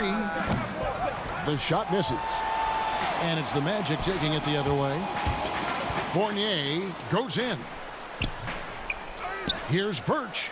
Pass to Ross. Jacks up a 3. Pacers with the rebound. We've played just over 1 minute here in the fourth quarter.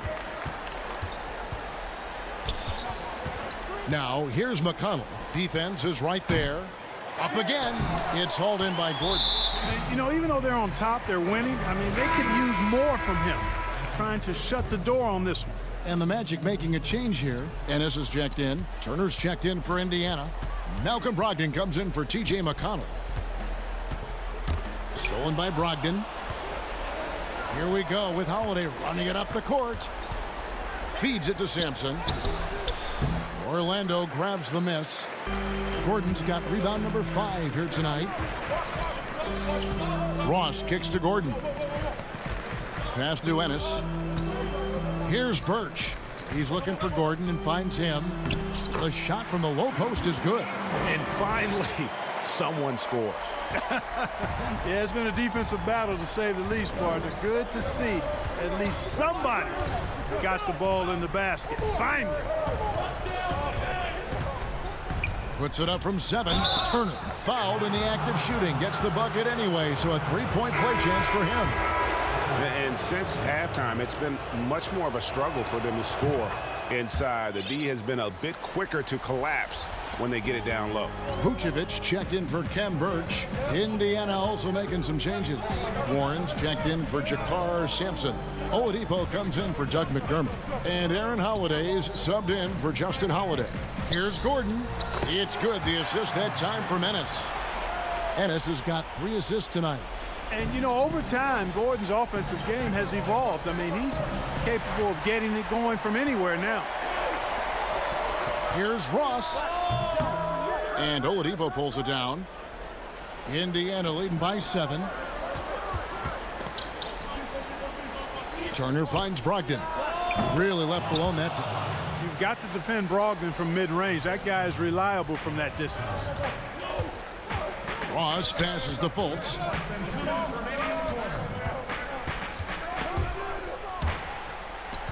Gordon dishes to Fultz. Pass to Vucevic. Shoots over Turner. And it's Vucevic missing. For Indiana, they've gone 2 of 7 from the field in what's been a cold start to the fourth quarter for them. The defense there got away with a major lapse. Fultz kicks to Gordon. For 3, Ross. It's rebounded by Indiana. Turner's got 6 rebounds in the game. To the inside. And Warren the bucket on the assist by Oladipo. Oladipo's got his 4th assist with that last one here tonight. And the pass to Ennis. To the right side. Now Gordon shoots over Warren. It's hauled in by Warren. Guys, I think this is a game they have to feel good about as we wind through the final moments here in what looks to be a solid win for the Pacers. And they had to battle for this win. There were times when it looked like it was maybe slipping away a bit, but they never let that happen, which I thought was a real credit to them. And that's a product of their mental toughness. Anytime the flow of the game turned against them, instead of caving, they just dialed it up a notch and were able to pull away. And for the year now, they'll ramp up their win total to an even 40. Catching up on the changes for Orlando.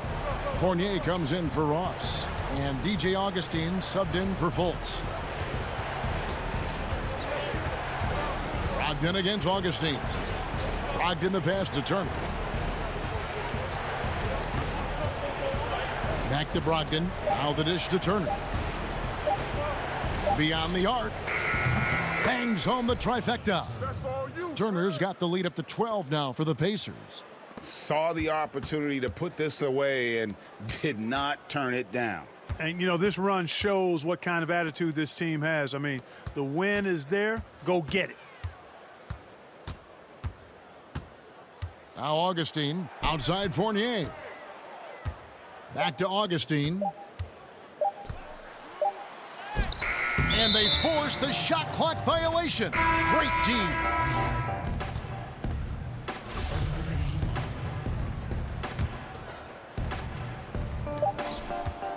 Holiday with the three. Can't get it to fall.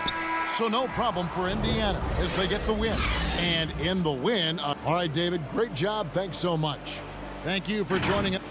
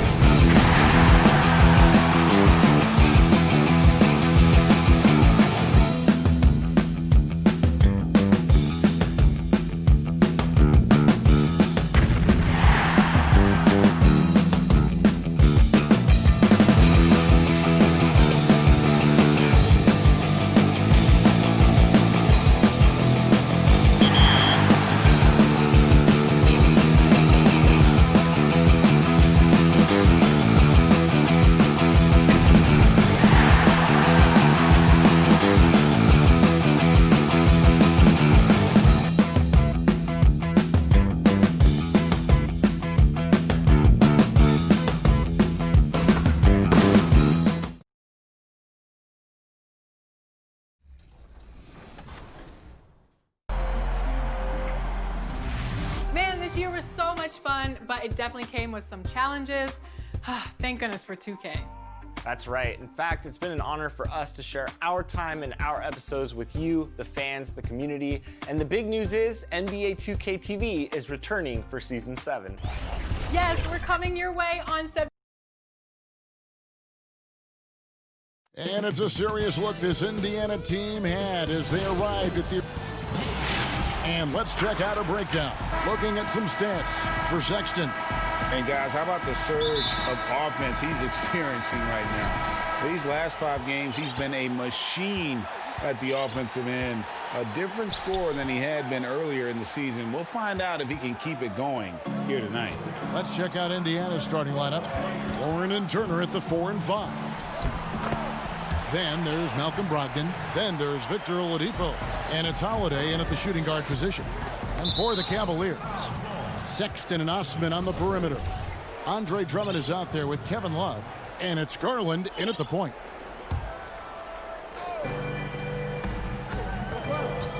And here is Brogdon.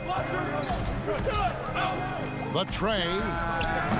Brent, at this point, perennial contenders sometimes coast to the final games of the regular season. Any danger that they can't hit that right button or flip the switch and get back into gear?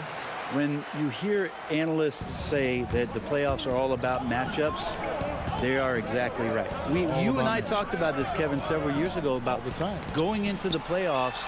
Teams don't have to be hot. You don't have to be 10-2 in the last 12 games for your playoffs, because all of a sudden, if you're matched up against a team that's owned you all year long, your chances of winning that series are very, very slim. So it becomes just let's get in and let's find out who we're playing, and then we'll get to work. Now Sexton, after Darius Garland missing on that last three-pointer. Good work defensively by Turner. For him, it's harder to miss that shot than it is to make that shot. I think he was anticipating a bit of a bump there. And running with a full head of steam, but completely under control. Yeah, you think he's comfortable at that speed. He's done it so many times before. Just an absolute blur in transition, and that helps get the rhythm going. And here's Love from the arc. The offensive rebound. Here's Sexton over Oladipo. And contact on the shot, so he'll be shooting free throws here. It's going to be on Victor Oladipo. All right, some style shown there from Sexton as he was able to fake out a defender and make a very smart play. And he sinks the second. The rookie class last year was very impressive, especially the top 5 picks earning all rookie first team honors. Colin is one of those guys last year, 3rd among rookies in scoring, and really was good towards the tail end of the season. Now Garland. He's playing a pretty big role for him at the offensive end, averaging about 12.5 points a game. Falls through. He's now made 2 of 4. And Sexton, the 3rd rookie ever to average 16 points per game with over 40% from long range, and Brent over 80% from the line. Yeah, a lot of that, Kevin, came late in the season as he tried to get his footing early on. Scored 20 points or more in 8 straight games. He was the first rookie to do that since Tim Duncan did it back in 1998.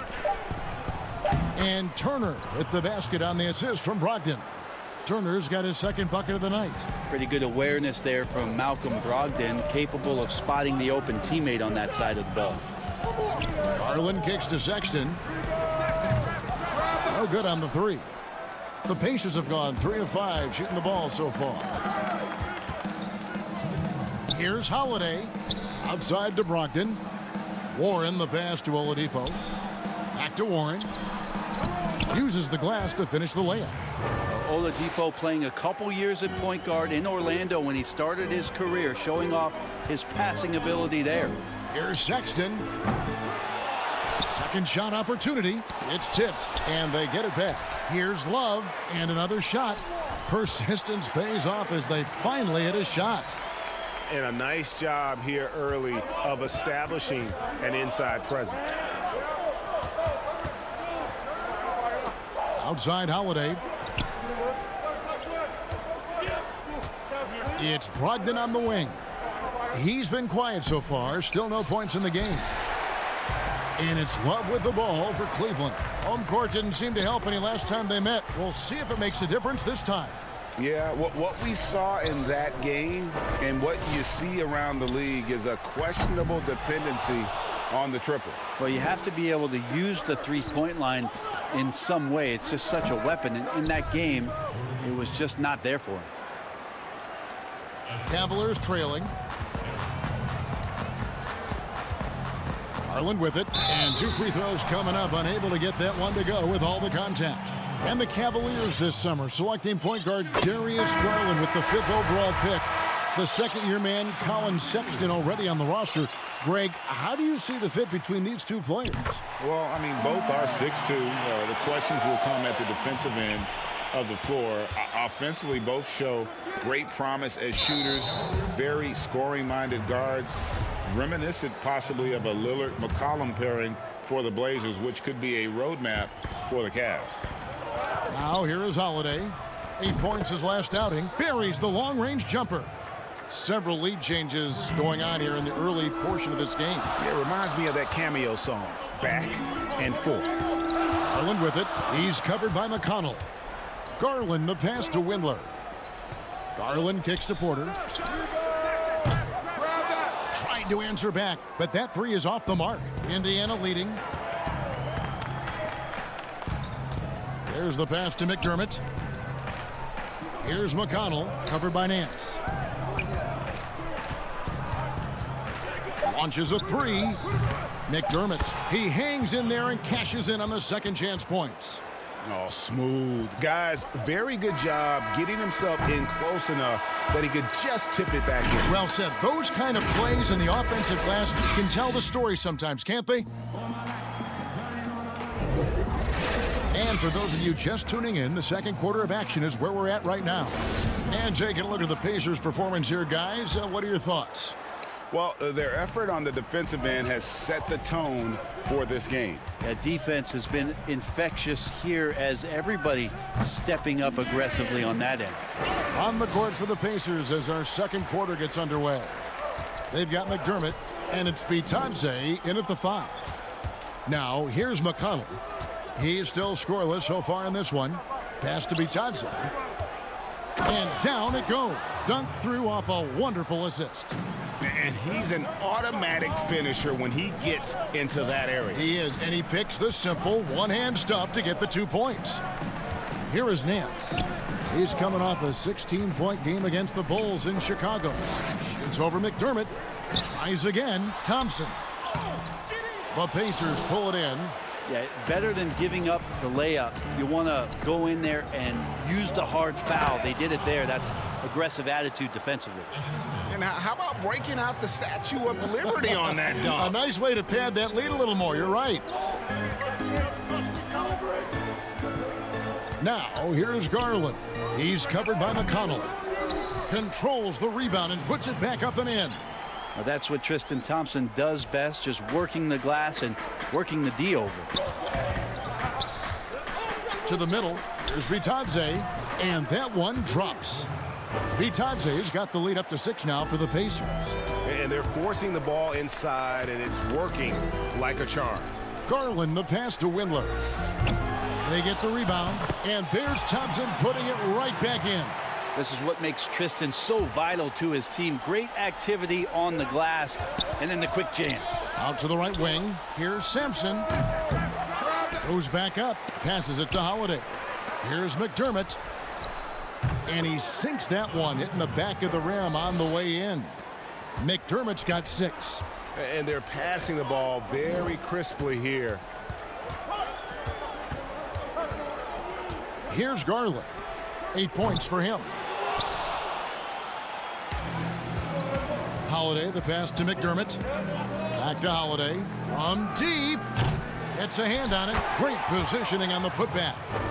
And now it's an 8-point Indiana lead. They're getting on a roll inside. Their last 3 field goals have come from the paint. Brent, with offensive rebounding, which players can you count on to create second chance opportunities every game they play? Well, Giannis in Milwaukee does a pretty good job with his length, grabbing boards and being able to go back in and cause some problems for the defense. Rudy Gobert is always around the rim, both defensively and offensively. DeAndre Jordan did that for years. It'll be interesting to see, if he can continue that role down there to be a putback and a stick-back guy. And didn't do anything fancy there, but didn't need to. Nope, his only concern right now is getting the points on the board, and I don't mean style points. Matthew Dellavedova has checked in for Garland. So an entirely new group in now for Indiana. Miles Turner, he's checked in for Doug McDermott. Warren comes in for Jakar Sampson. Oladipo, he's checked in for Justin Holiday. And Edmund Sumner's subbed in for T.J. McConnell. Here's Dellavedova following the score by Miles Turner. Kicks it to Porter. No good on the triple. Pacers leading by 9. Here's Oladipo. Too much at that. Now, Oladipo has had some highlight dunks in his career. There's another one. Here's Nance. Pass to Windler. Thompson left side. Turner with the steal. And here we go. Warren's got it. The fast break chance. Thompson with the rebound. Thompson's got his 4th rebound with that last one here tonight. Now here is Dellavedova. Still getting warmed up offensively. No scoring yet from him. Offensive rebound. From deep. It's hauled in by Warren. And it's Warren with the ball for Indiana. They lead by 11, the largest margin of the game. They couldn't put the pieces together, losing that last matchup with Boston. That final score really caught a lot of people off guard. I think we would have to quantify that one as an upset. No question. I know I did not see that coming, especially when they had a chance to win it late in the 4th quarter. I thought for sure they'd get it done. Porter against Oladipo. The pass to Dellavedova. Here's Windler. It's Porter outside. That shot missing. Nice D from Oladipo. Oh, a tough quarter for him offensively. He hasn't been able to give his team a lift when they need it.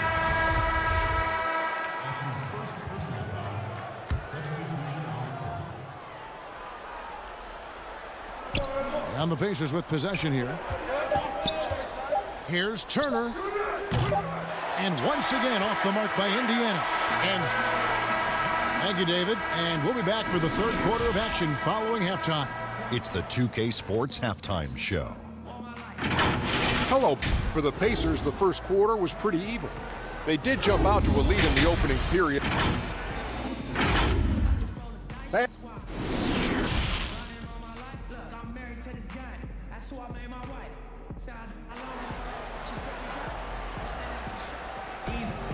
And for those of you just tuning in, thanks for being with us. The second half of this game still to play.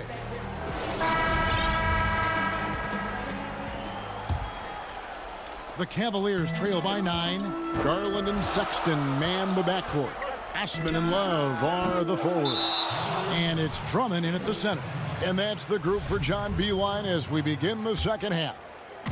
And Indiana shooting indicative of smooth offensive play, up at 60%. They're a machine from the floor. Warren the pass to Turner. It's rebounded by Cleveland.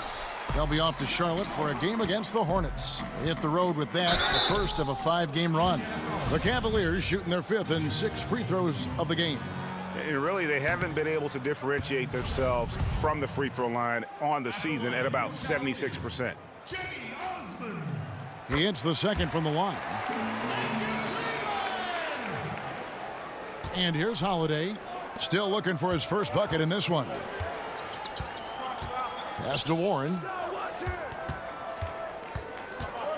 Tries it from 9. And Turner with the basket on the assist by Warren. The assist totals, Kevin, just continue to grow. They're way ahead in that category. Ball movement has been flawless. Here's Osman. And they get some nice contributions from him on a nightly basis as he averages over 11 points a game. There's the 3. It doesn't go for him. So Indiana will take it the other way. Greg, you talk about the quiet producers in the league. T.J. Warren is one of the first names that come to mind. The last few seasons, Warren has come close to chipping in 20 points a game.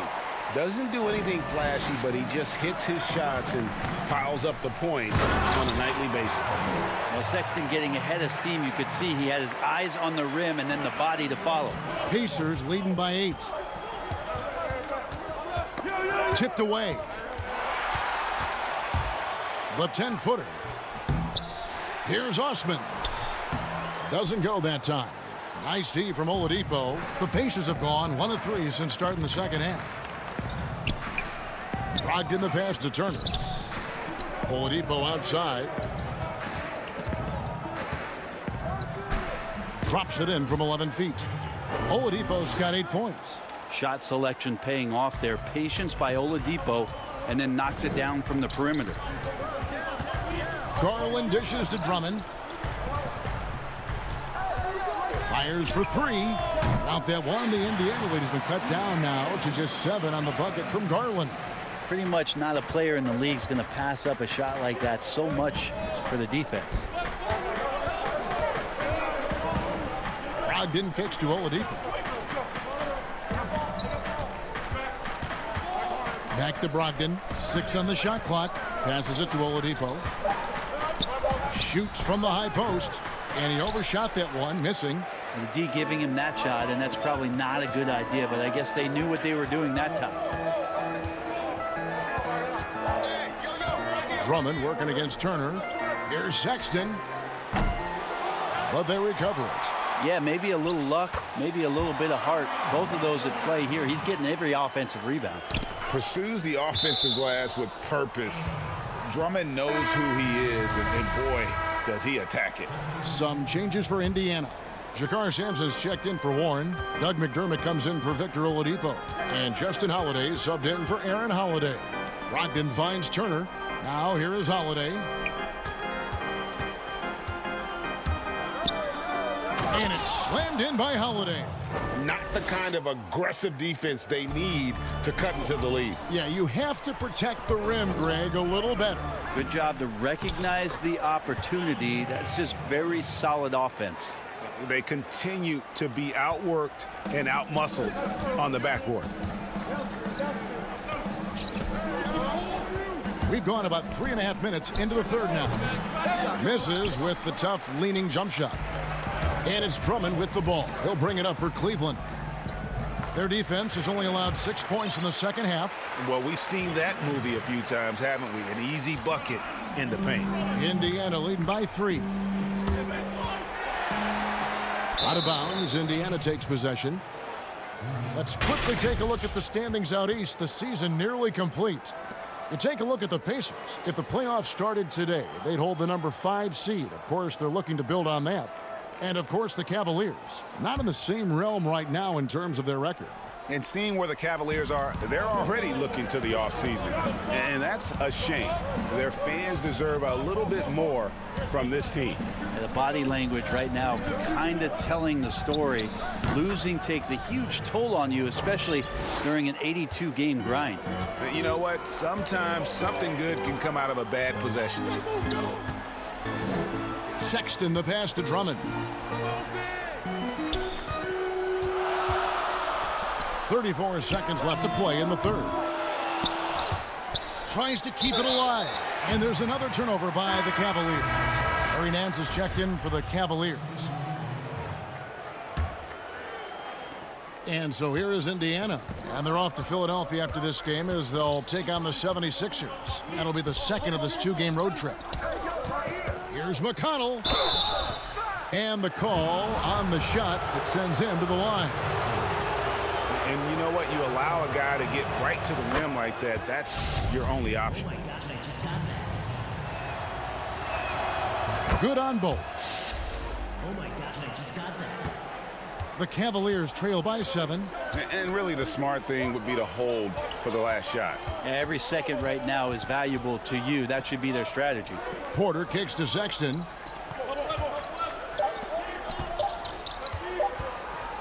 It could go. And he was able to put it up in time, but doesn't fall. And so it's the Indiana Pacers bringing the quarter to a close with a 7-point lead. And it's been their rugged defense setting the tone. We'll take a quick break and then back to the action here And a worthy candidate tonight as we take a look at our State Farm assist of the game. And the winner today, the big fella here with the sweetest of dimes. What a plus it is to have a post player who's got this ability to find. You know, anytime a guy is in the post and the teammates know he's unselfish, great player movement can create an opportunity just like that. And this is it. Glad to have you along for this fourth and final quarter. All right, now a chance to set the floor courtesy of Gatorade. Fourth quarter action, all fueled up and ready to go. On the court right now for the Pacers. We've got T.J. McConnell, and it's Sumner in at the two-guard position. Oh, a nice tip in to salvage the points from that missed shot. And those second chance points can add up. Sexton working the ball to a teammate. That's what you want to see from him. Here's McConnell after the Cavaliers pick up three. McDermott passes to Bitadze. McDermott kicks to Sumner. Pass to McConnell. Over Thompson. 5 on the clock. And good, as it just snugs right down through the net. The Cavaliers trail by 10. Sexton the pass to Porter. From outside, off the mark.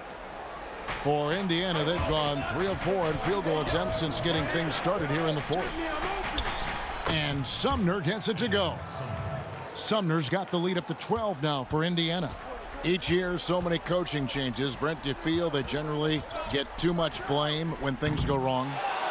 I don't know if blame is the word, Kevin. That's just the easy out for a lot of organizations that want to make some changes. The main thing that's frustrating, I think, for the coaching fraternity is patience. You have to be realistic about the potential of your team and how much time it takes to grow what it is that coach's culture is all about. That's where teams sometimes lose out and give up on somebody a little bit early. But these guys go into it eyes wide open.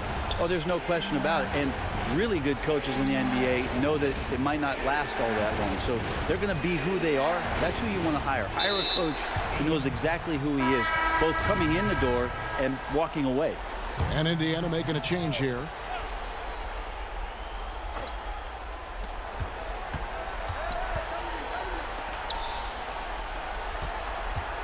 Holiday looking for an opening. Just 3 to shoot. Stolen by Garland. A slam dunk by Garland. Well, if you don't take care of the ball, fellas, that's what can happen. Absolutely, Greg. That makes the turnover even more painful. And the gamble paying off. Now here is Holiday. Oladipo dishes to McDermott. Holiday inside the line. And once again off the mark by Indiana. Here's Sexton, and he's good on the 3-ball. And now just a 3-point Pacer lead. Sexton trying to assume the leadership role. What a big hoop there. Holiday finds McDermott. Back to Holiday. Oladipo with the bounce pass. And that's a foul called on Colin Sexton. That's his first foul. Drummond's checked in for Nance. The Pacers also changing it up. Turner comes in for Doug McDermott. And Brogdon subbed in for Edmund Sumner. T.J. Warren wants to score and loves the big moment. There's Garland. The putback, and Love with his second chance points. That's why Kevin Love with the ball right now is not a bad option. Now here is Holiday. D right on him. The coach's challenge has been issued. Close game like this, out of the wire, this is what it's for.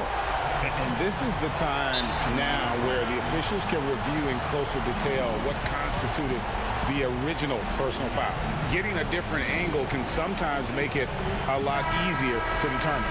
Greg, indeed, and the one thing with replay review is that when you see the slow motion replay, you really get a new appreciation for just the immense speed at which these players are moving and how fast the action really is and how hard it can be sometimes, you know, Greg, to make the right call.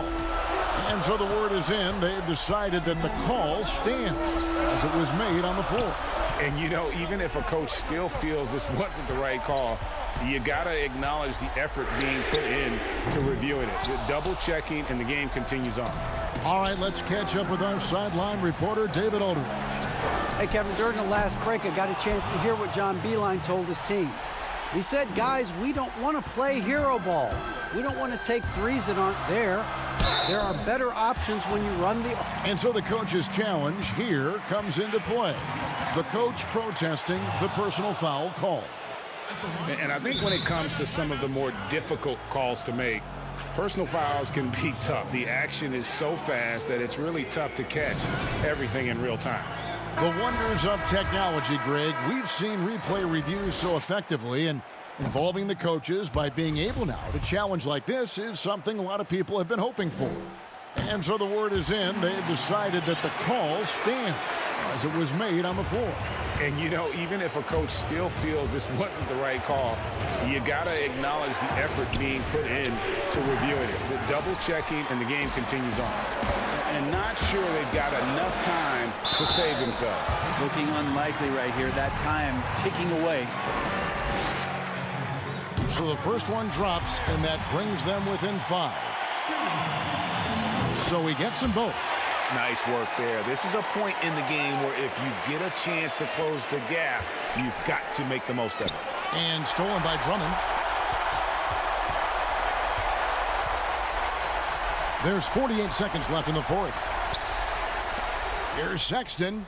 Offline with his 3. Yeah, not a fan of that one, guys. If he wants to help his team cut into this deficit, he should not be attempting those kind of shots. He drops the first one, and that puts them up by 5. And the ceiling Turner has is impressive. Has the potential to be a dominant big man in this league.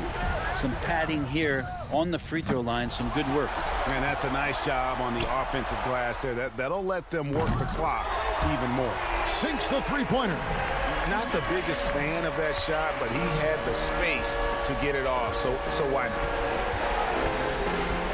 Holiday, the pass to Warren. It's good. Give them credit. They've worked hard all game, now looking to finish it. No, great job of getting in position to win a game. It's been an all-out effort from the squad. Here's Osman. And there's the call on Andre Drummond. That's his 3rd foul so far. Bonus situation in effect, so we'll head to the free throw line for 2. 9 seconds left to play here in the fourth. And that's a foul called on Colin Sexton. So that will be his 2nd foul of the game. We're in the bonus, and we'll go to the line to shoot 2. So he gets them both, and it's a 7-point game. Now Garland. Here's Sexton. Good. Sexton with a shining moment here. So it's Indiana picking up the win. This was a hard-fought, well-earned victory for him, Greg. They really had to work.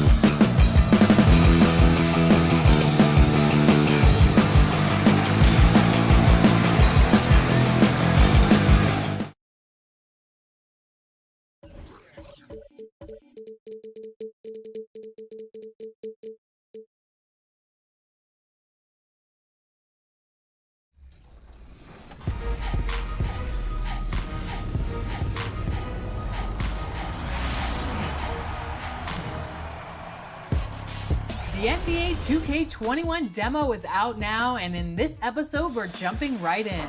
Plus, we look back at our best 2K TV moments of 2K20. And first looks at what's coming up in My Team.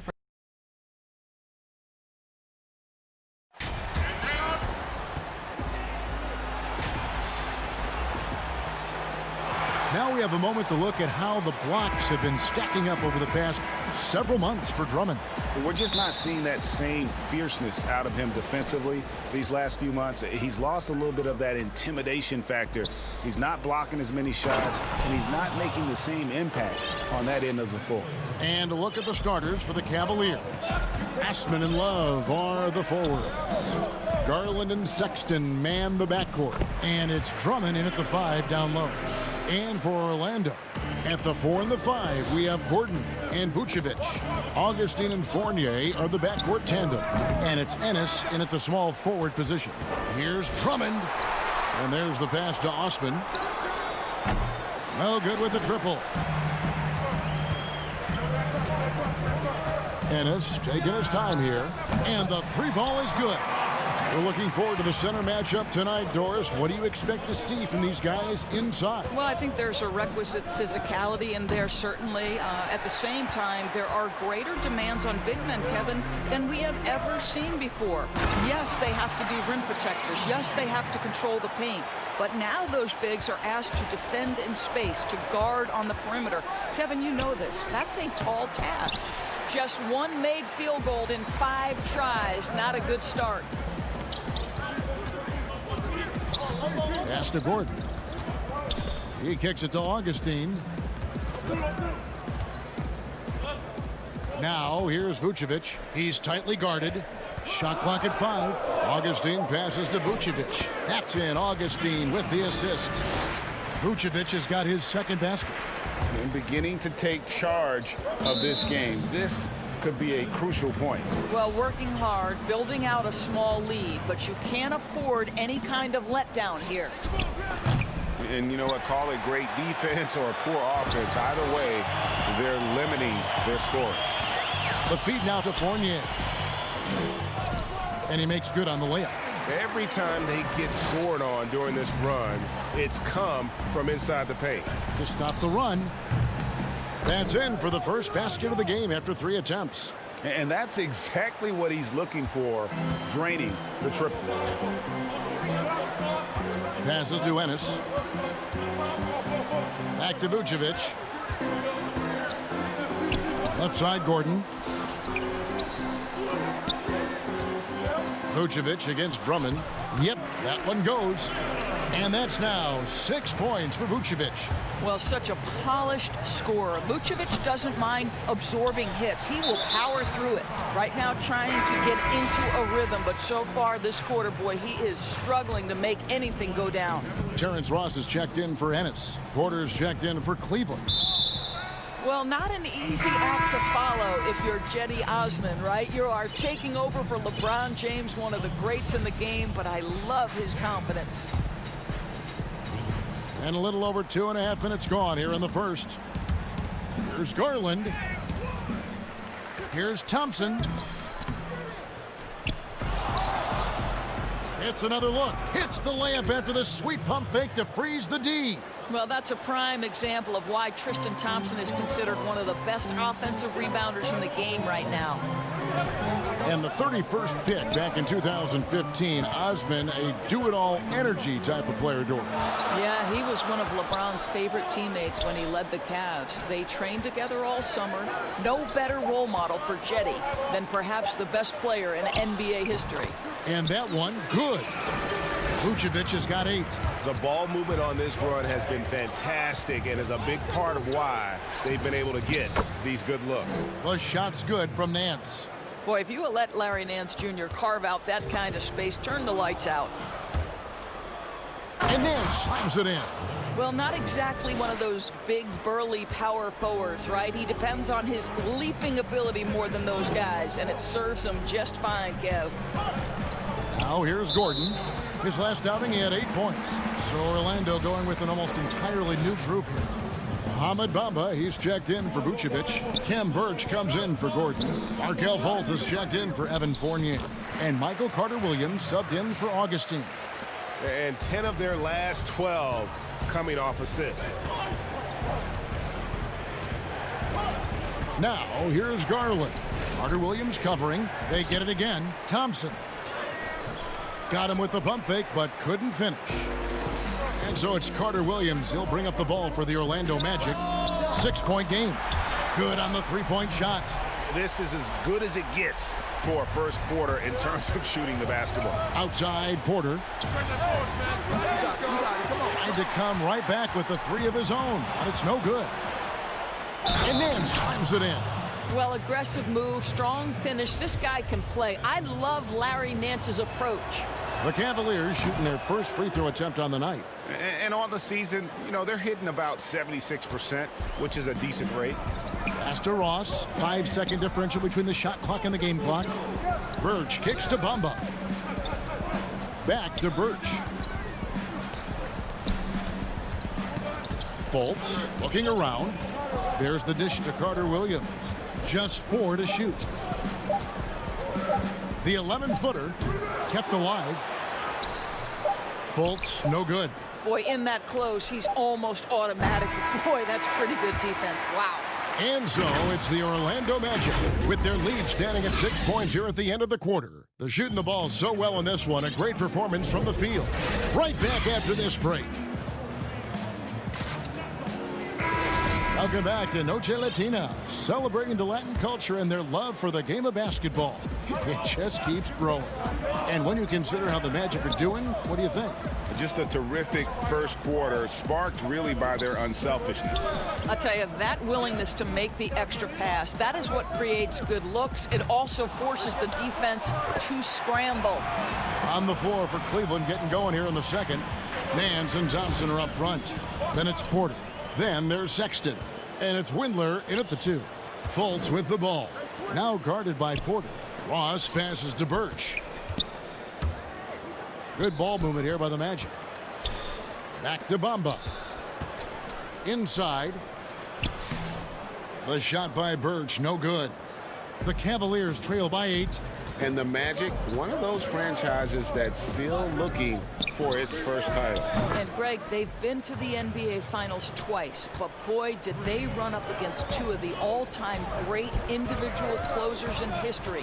1995, Hakeem Olajuwon says no to the Magic. 2009, the Black Mamba, Kobe Bryant says, no, sir, I'm getting another championship. Here's Sexton. Here's Thompson. Second shot opportunity. Bamba with the block. That is a combination of length and defensive instinct. Send it back, Mo Bamba. Great teamwork punctuated by a strong finish. Going right to the rim, which is where you want transition opportunities to end. The shot by Sexton, no good. Magic leading by 7. Carter-Williams finds Ross. To the paint. Out to the wing. Bamba passes to Fultz. Now here's Ross. Defense right on him. Fires from 18, and he nails the jumper. And now a 9-point Magic lead. Well, Markelle Fultz continues to develop his floor awareness. Passes like that will create all kinds of chemistry. And those are the kind of nice inside looks they've gotten here in the first half. Here are the Magic now. Following this one, they get to host the Hornets. That game will conclude a 3-game homestand. So a new group on the floor for Orlando. And Cleveland also making a change. Matthew Dellavedova has checked in for Sexton. Now, here's Fournier. Scoring-wise, he's definitely making his mark. Right now, he's averaging about 19 points a game. And it's out of bounds. They say it was last touched by Vucevic. The Cavaliers trail by 7. Near the three-point line, it's Porter, and Vucevic pulls it down. Going for that shot in that situation is something that isn't going to help the offense. And in a way, by taking that one, he's bailing out the defense. It's just too easy to stop. You know what I love about Larry Nance Jr.? This guy came into the league as a tremendous athlete, but his skill set just keeps improving. The passing, the shooting, I love it. You have to appreciate the doggedness and intensity on the glass. Wow. For Cleveland, they have gone 1 for 1, making their previous attempt at the line. Thompson knows he needs to keep working on that free throw shot. It definitely needs improvement. Now here's Ennis. He's usually able to provide some lift to his team, averaging 6 points a game. And a quality defender. Larry Nance doesn't need Doris the ball to impact the game. No doubt, Kevin, because he's willing to rebound the ball out of his area. He's willing to be a high motor guy on the defensive end. His activity is always a big lift to this team. Oh, offensive interference.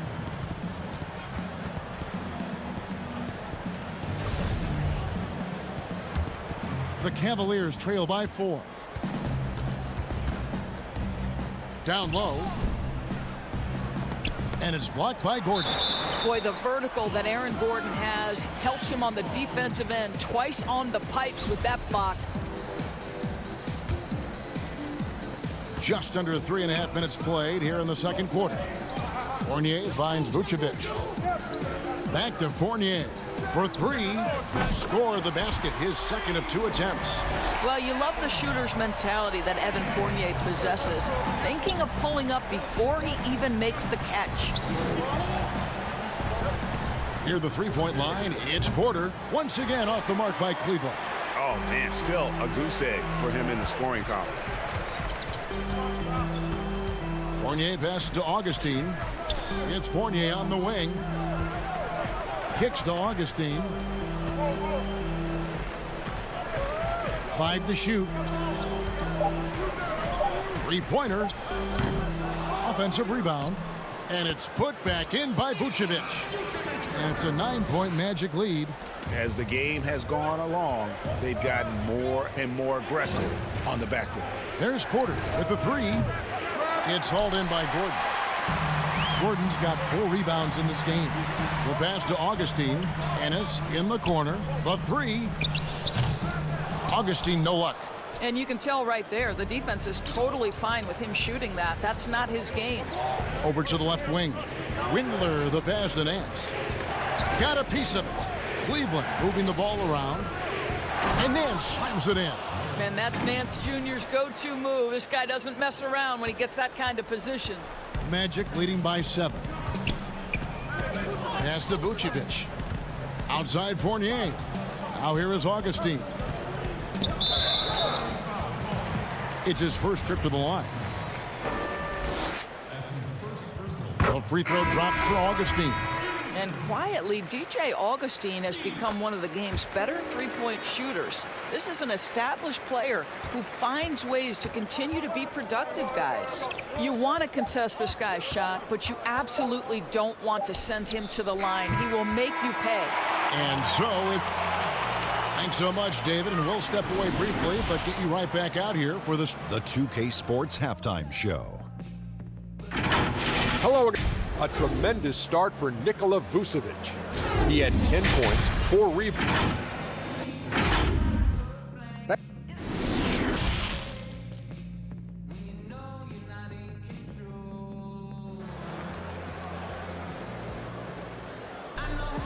And we hope you've enjoyed the broadcast so far. We're halfway through the game.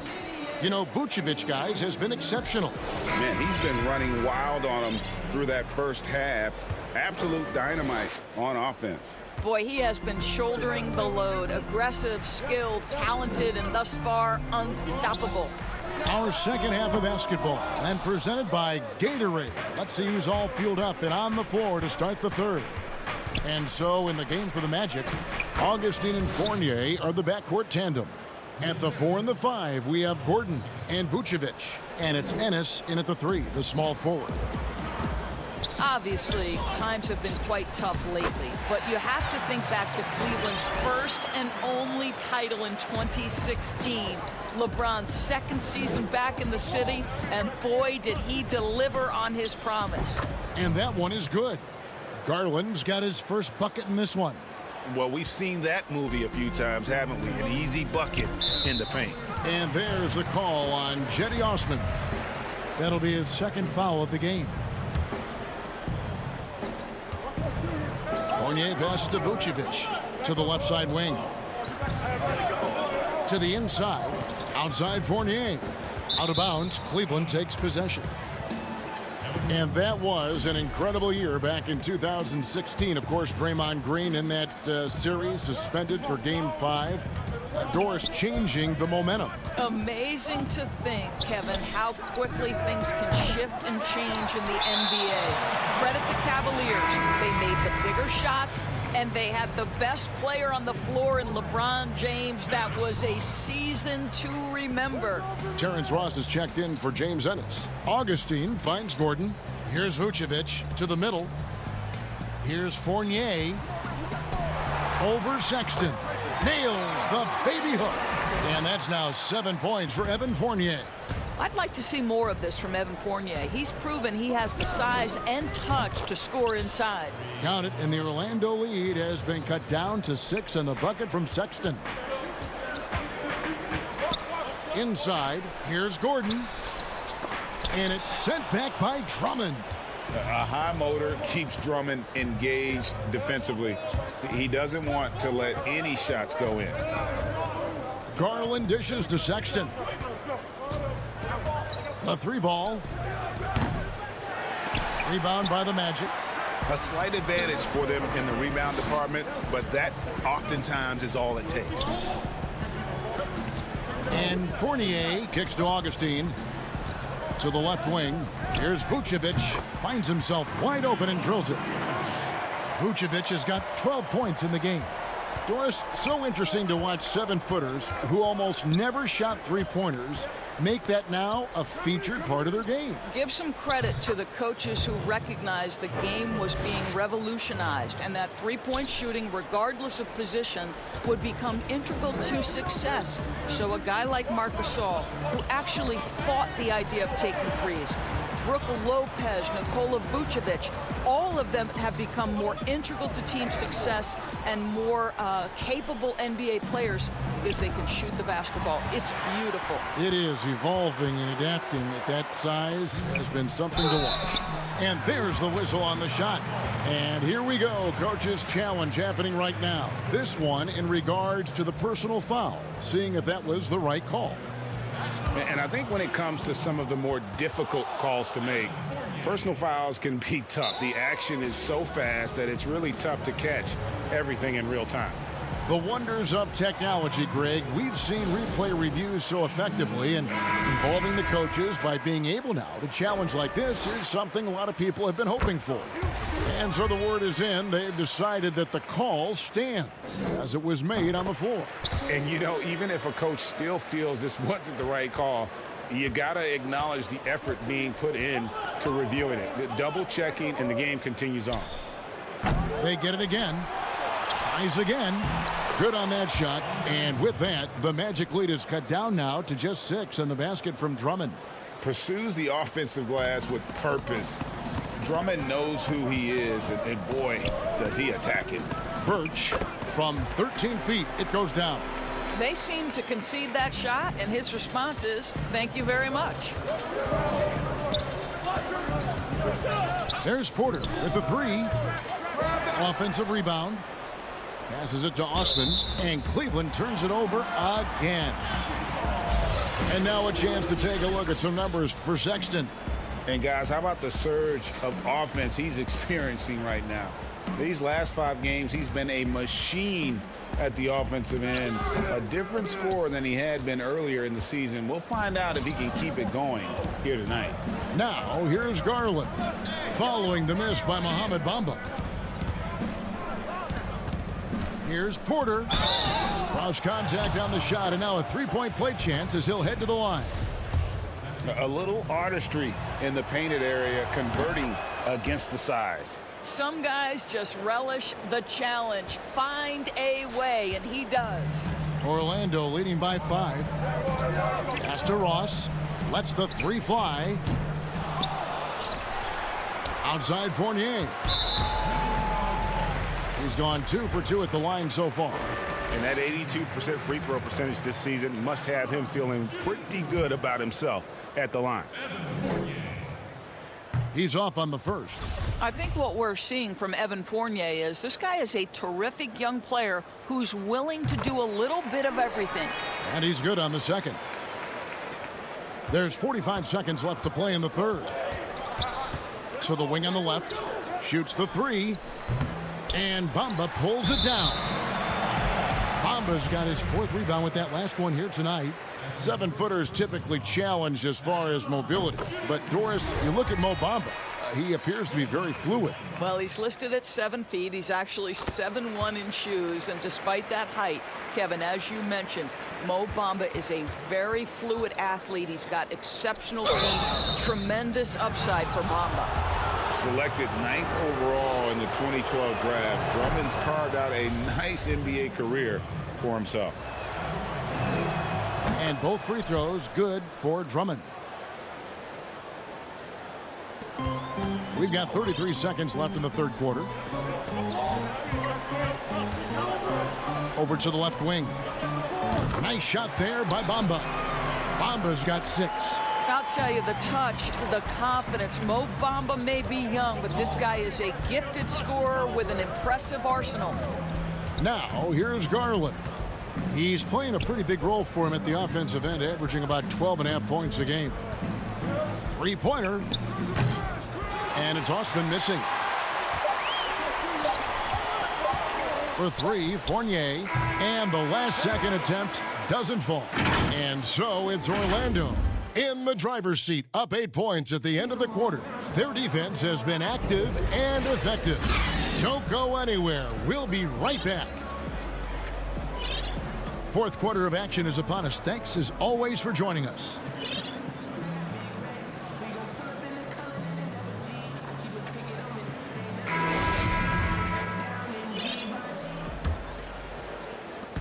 And so, Sexton will bring it up for the Cavaliers. Trailing here by 8. And Cleveland looking at who they've got to start the fourth quarter. Andre Drummond is out there with Kevin Love. Then there's Sexton. Then it's Porter. And it's Windler in at the 2-guard. Drummond, and there it is for him. Drummond's got the fourth quarter going with the first basket of the period here for the Cavs. Orlando leading by 6. And it's Kevin Love with the foul. That's foul number 2 for him. Cavaliers making a switch here. Nance is checked in. Bounce pass, Gordon. Some nice ball movement by the Magic. Down to 5 on the shot clock. Here's Carter Williams. Nailed from three-point land. Carter Williams has got the lead up to 9 now for Orlando. Sexton the pass to Nance. Gordon against Love. And he drops in the layup off the glass. And of the last 6 baskets, 5 have come on the interior. This is just smash mouth physical basketball, guys. Now here's Gordon. Over in the corner, Fultz. Back to Ennis. The pass to Vucevic. He kicks it to Ennis from deep three-point range. That one no good. And Cleveland the other way now. To the inside and stolen by Gordon. One-on-one fast break. No one near Fultz as he lets it go. Gets the three-pointer to fall. Assists like that have typified their effort today. Terrific ball movement. Count that bucket. They should continue to get the ball inside. The defense struggling to contain them. Sexton dishes to Porter. It's stolen by Ennis. And the turnover again by Orlando. And here's what the schedule for Orlando looks like. On Sunday, they'll host the Charlotte Hornets. Then on Tuesday, they'll be playing against Blake Griffin and the Detroit Pistons. And this is a perfect situation for them coming up. They'll be facing a lot of teams that they should beat, and those games will be at home. Can't ask for a better stretch of the schedule. DJ Augustine's checked in for the Magic. Orlando leading by 8. To the paint. And foul on the shot. He'll shoot 2 at the free throw line. This guy's so polished inside. Nikola Vucevic, great at being assertive and earning these fouls. And they're doing a better job of working themselves to the line here in the second half. The Magic making a switch here. Fournier is checked in. Cleveland also making some changes. Osman comes in for Porter. And it's Garland in for Larry Nance. And that's going to be too many steps. Gets the whistle on the travel.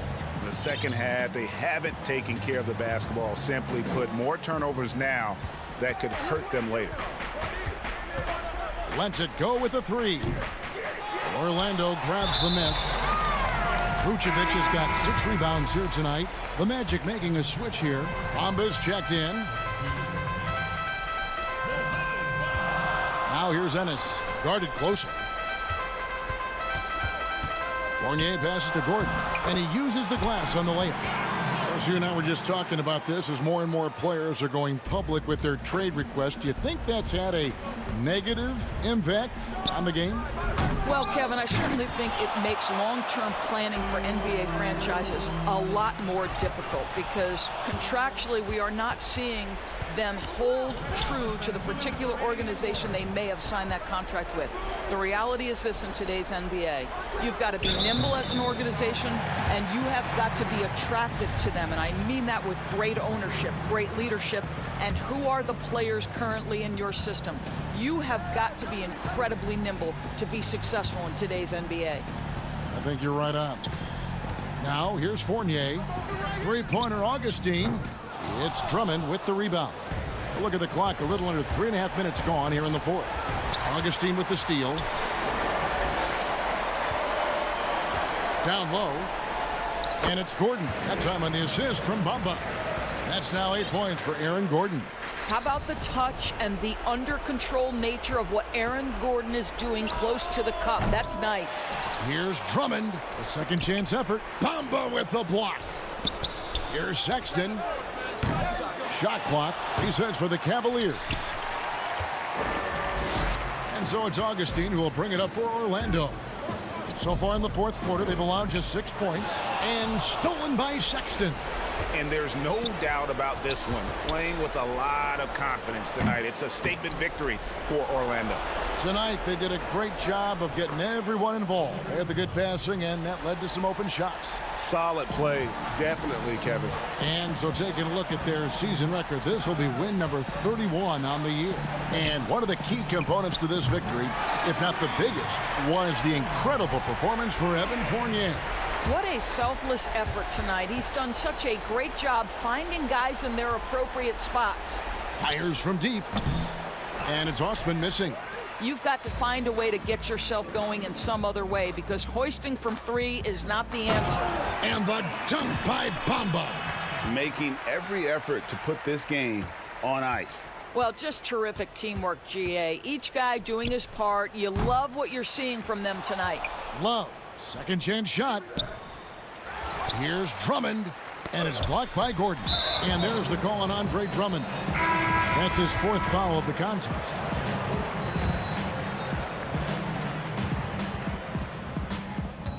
Now here's Carter Williams, defended by Dellavedova. Pass to Bamba. Back to Frazier. From deep.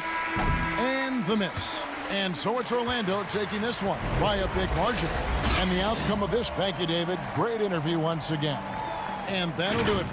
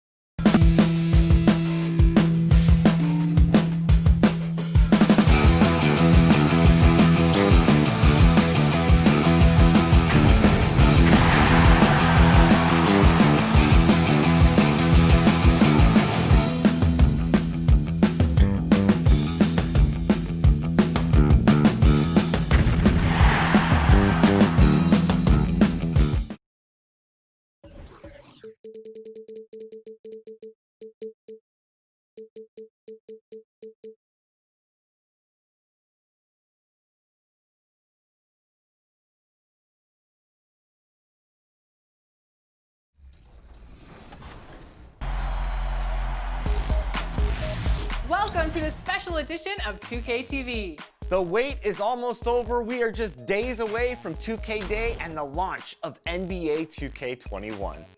And if you can't wait, you can get early access to the NBA 2K21 demo right now. Here's how you get started.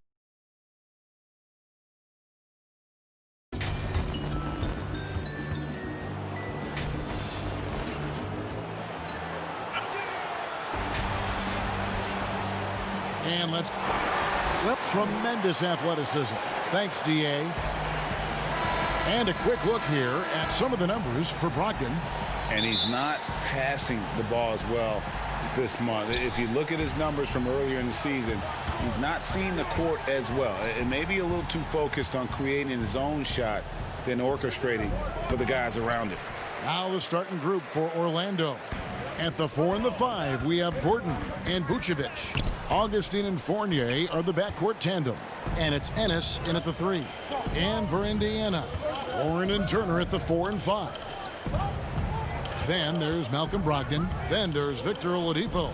And it's Holiday in at the shooting guard position. That one off the back iron and out. And Brogdon has got the ball here for the Indiana Pacers. Clark, you were talking about the unicorns. Miles Turner in that category as a shot blocker who can space the floor. I don't think he's got a ceiling. What about you? I think his ceiling is really high, Kevin. He's still young, which always bodes well for somebody with this work ethic and skill set. I think he can be an all-star player. Franchise player, those are few and far between. I'm not sure if he can get to that level, but all-star certainly within his reach. Here's Holiday following the score by Aaron Gordon. Holiday gets the bucket. That's a nice play, getting the separation he needs for a clean look. And you look at him, he's given up an awful lot of size in that matchup, so he needs to have the ability to create separation. The Pacers have gone 2 of 3 here to start out the game.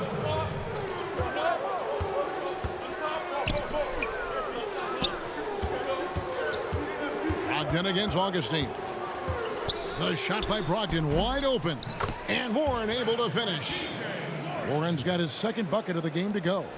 Oh, a nice tip in to salvage the points from that missed shot. Yeah, and those second chance points can add up. And if you're the defensive team, it just kills you to give up baskets like that. Now, here's Vucevic. He's coming off a 19-point game against Chicago. And equally impressive on the backboards. I thought his rebounding was huge. Well, you know what I like to say, persistence pays, and with Gordon, he's the kind of guy who just does not rest on the glass. Here's Holiday. The putback. It's good on the putback. There you go. Relentless pursuit of the ball. I love it. He never stopped working. Passes it to Vucevic. Poked loose.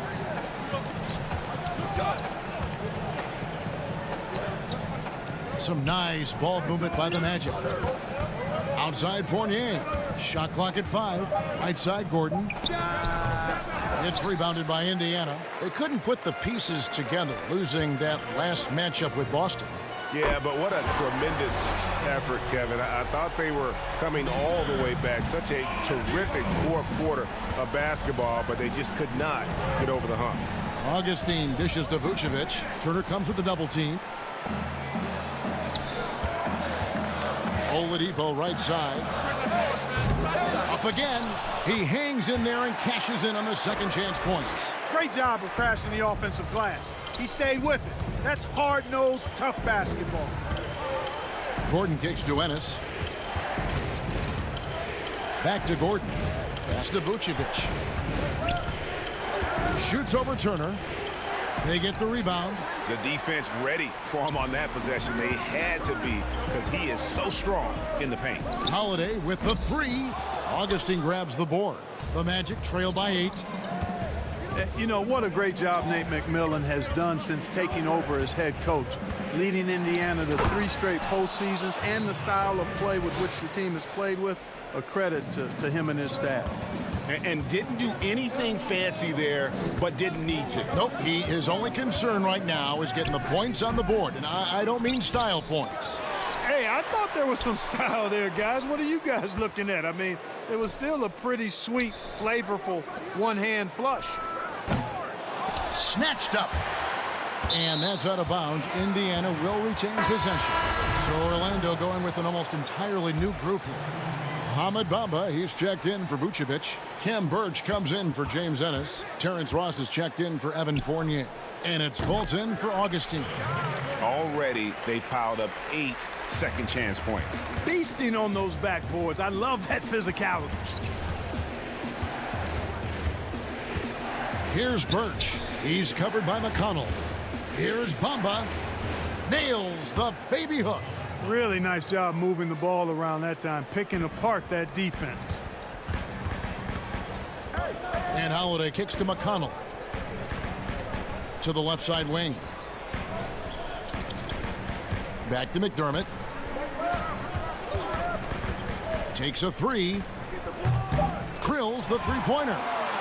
McDermott's got 5 points so far. Boy, what a shooter McDermott is. Taking advantage of that three-point line. And so the first quarter is in the books. Pacers lead by 9. And we'll get things.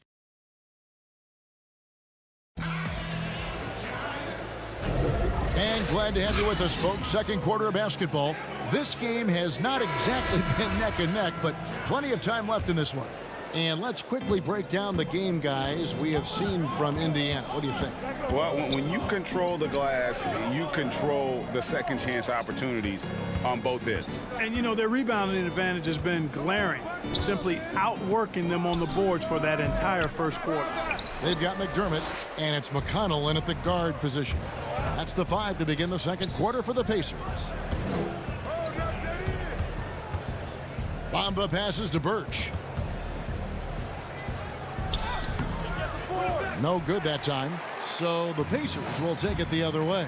Their last meeting was in this building where they were able to come out on top. And the last time they faced this club, rebounding was their big advantage. Clearly, that was the overriding factor. A double-digit advantage on the boards. They just pounded them inside. Bamba, and it's in there.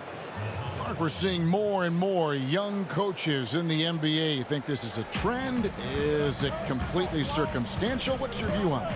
Well, I think you've got more younger coaches that are capable and able to coach. And the league is quite young, too. I think it's a current trend.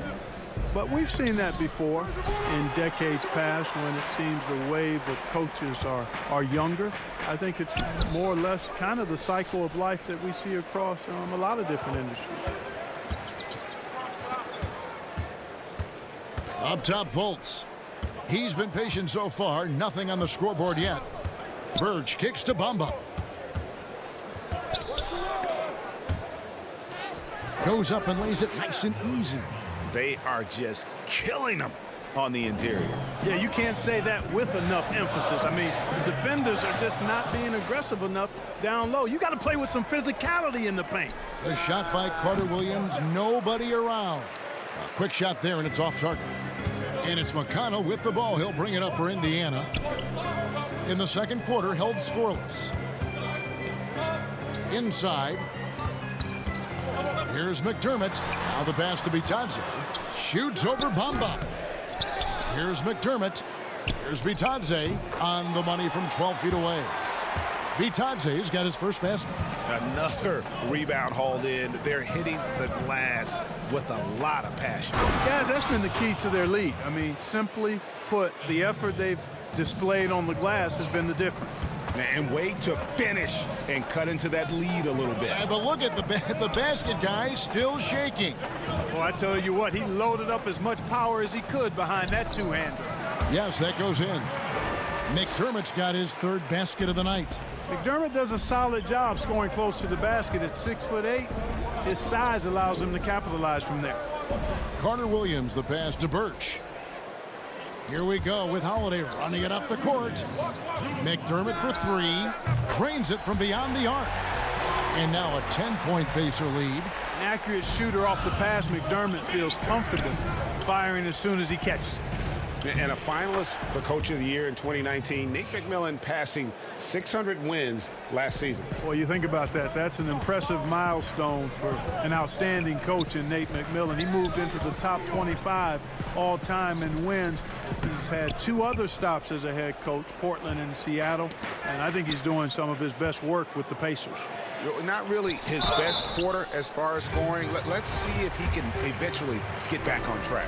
And you know what? You allow a guy to get right to the rim like that, that's your only option. Yeah, exactly. I mean, free throws are always better than a layup, so I'd agree with you there, Greg. So an entirely new group in now for Indiana. Turner's checked in for McDermott. Oladipo comes in for Jakar Sampson. Edmund Sumner's checked in for Justin Holiday. And Brogdon subbed in for T.J. McConnell. So Orlando going with an almost entirely new group here. Vucevic checked in for Mohamed Bamba. Gordon comes in for Cam Birch. Fournier's checked in for Fultz. And DJ Augustine subbed in for Michael Carter-Williams. Oh, inflicting some punishment with the two-hand flush. They're going for the throat. Now's the time to do it. Keep attacking that rim. Gordon finds Ross. Kicks it out to Gordon.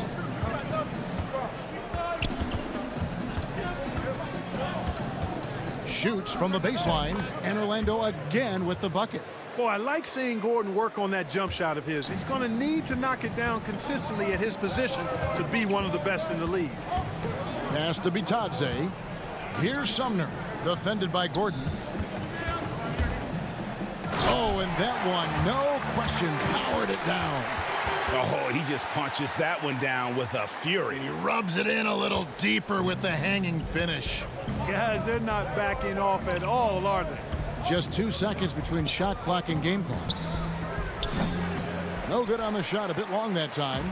Just a solid performance on the interior. The rebounding has been off the charts. Yeah, you look across the board, it's actually sizing up, shaping up to be a great game. I mean, strong performances throughout, and they've really been strong on the glass. And so it's the Indy. Thank you, David. We'll be back after halftime for the start of the second half momentarily. And now, the 2K Sports Halftime Show. Welcome. So it's Indiana who's out on top at the half. They lead by 10. Up. And that.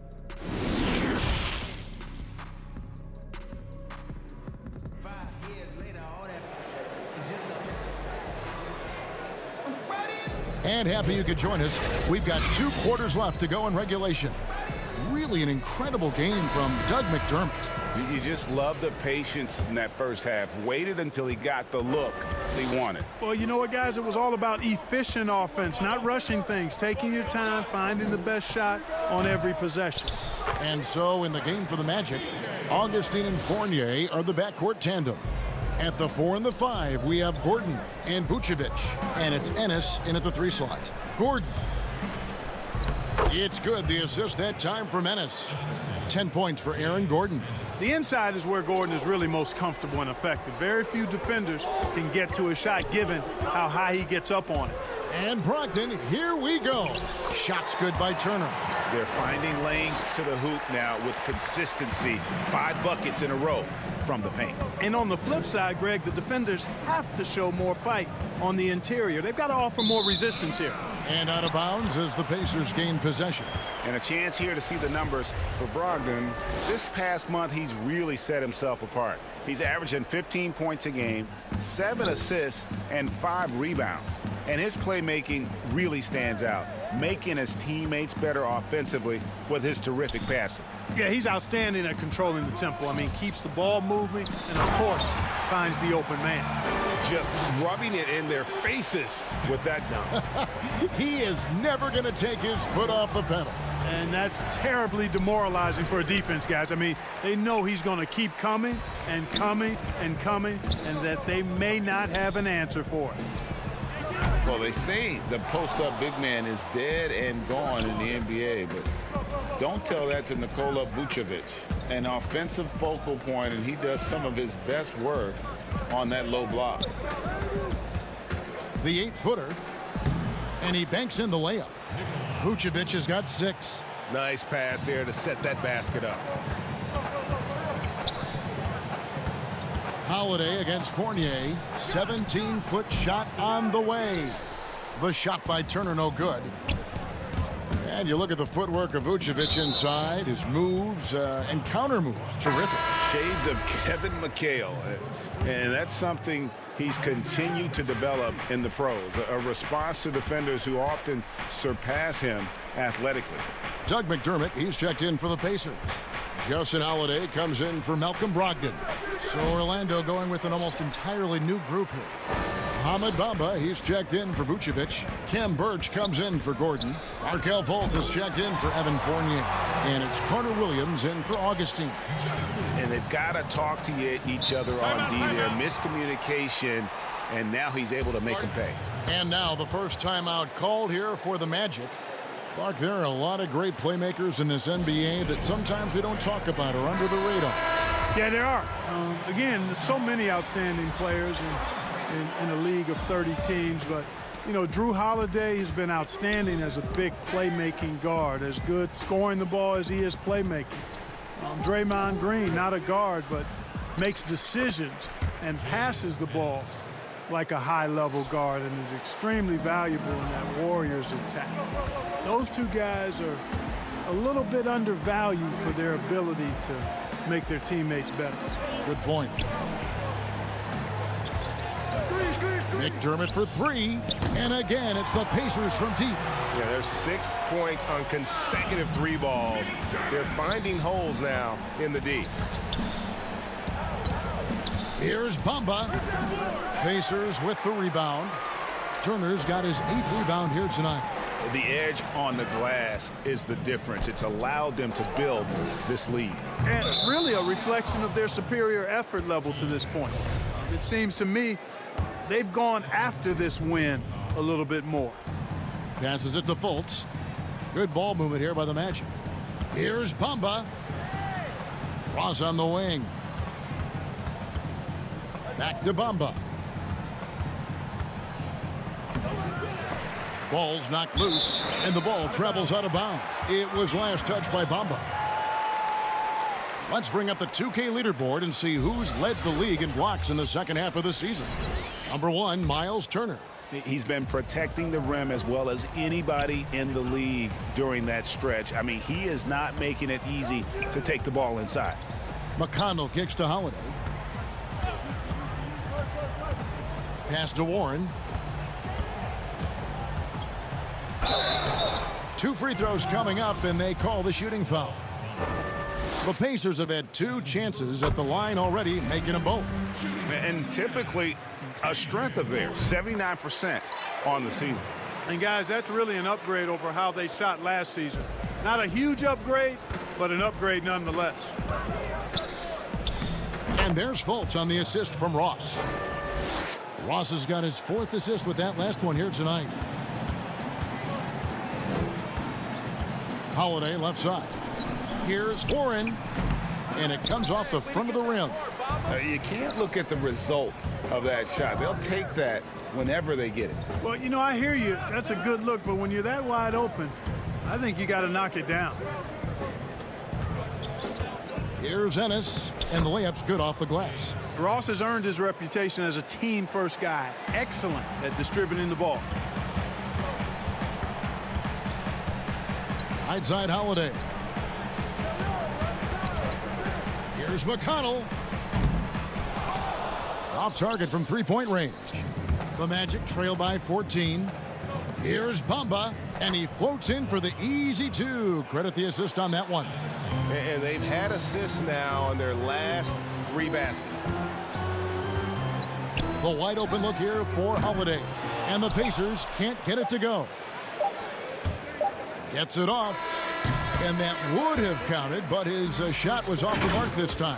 And so it's Indiana. Enjoy. And let's go back to a terrific pass that we're calling tonight our State Farm assist of the game. Just true artistry right there. I mean, great decision on where to go with the ball, and how about the perfect delivery. And they'd love to see every possession end this way. True team basketball.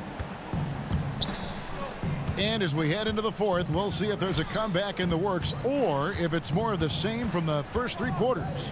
All fueled up and ready to go. Let's reset the lineups courtesy of Gatorade for the 4th quarter.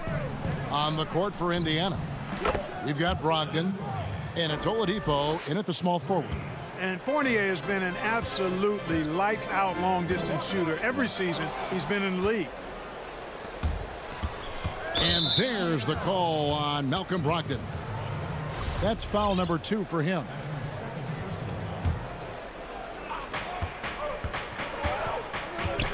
Lets it go from 11. Fournier's shot is off. Indiana leading by 9. Here's Sampson. It's hauled in by Gordon. And he did everything he could to make that shot as difficult as possible. And you know what, guys? That will pump him up because he takes a ton of pride in what he does on defense. Here's Vucevic. And off the glass. That one's good. They're consistently finding ways to get the ball inside and taking full advantage. Pretty clear. It's smash mouth basketball. Pound that thing inside. Itadze. And a great assist by Brogdon as that one goes in. Yeah, you know what? He's a skilled passer, so if you leave people open around Brogdon, he'll make you wish you didn't. And Fournier kicks to Gordon. Ross against Oladipo. Gordon. Oh, he blocked it and deflects off the backboard. And it looks like, yep, it's a coach's challenge on the personal foul. That triggers a replay review by the officials. And this is the time now where the officials can review in closer detail what constituted the original personal foul. Getting a different angle can sometimes make it a lot easier to determine.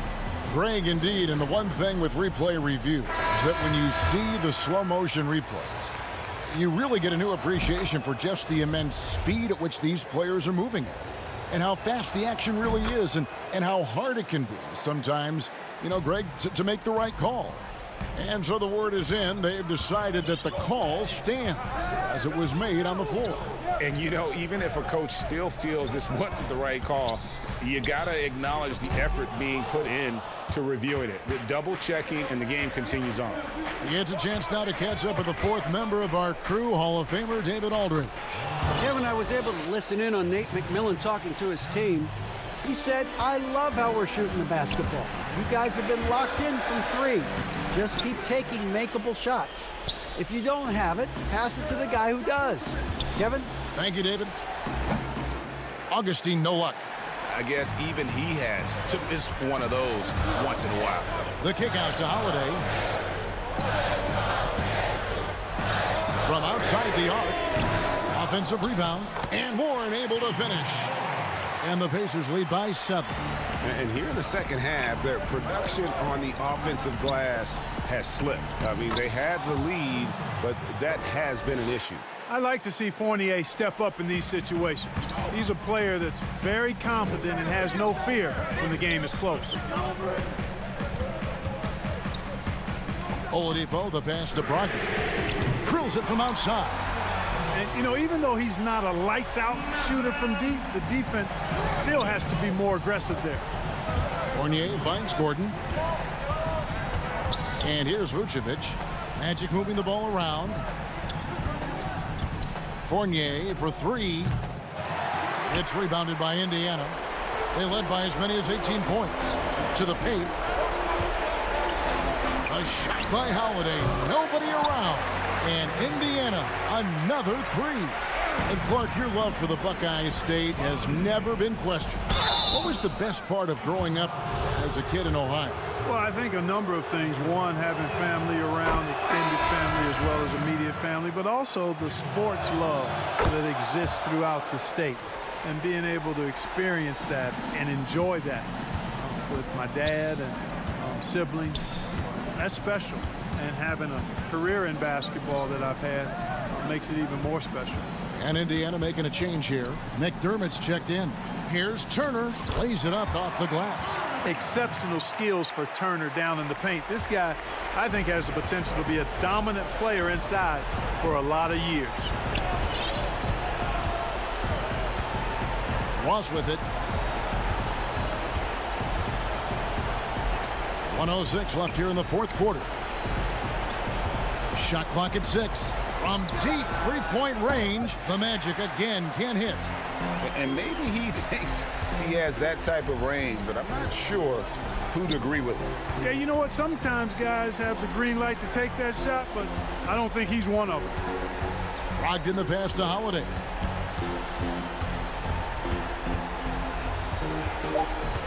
Over Gordon. The shot by Holiday, no good. And Vucevic has got the ball here for Orlando. 11-point game. The pass to Ross. Here's Augustine. Back to Ross. Stolen by Brogdon.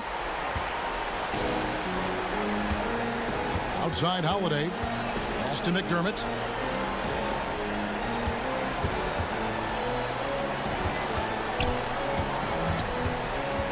Pass to Warren. Missed. So no problem for Indiana as they get the win. Some good competition, but the hometown advantage and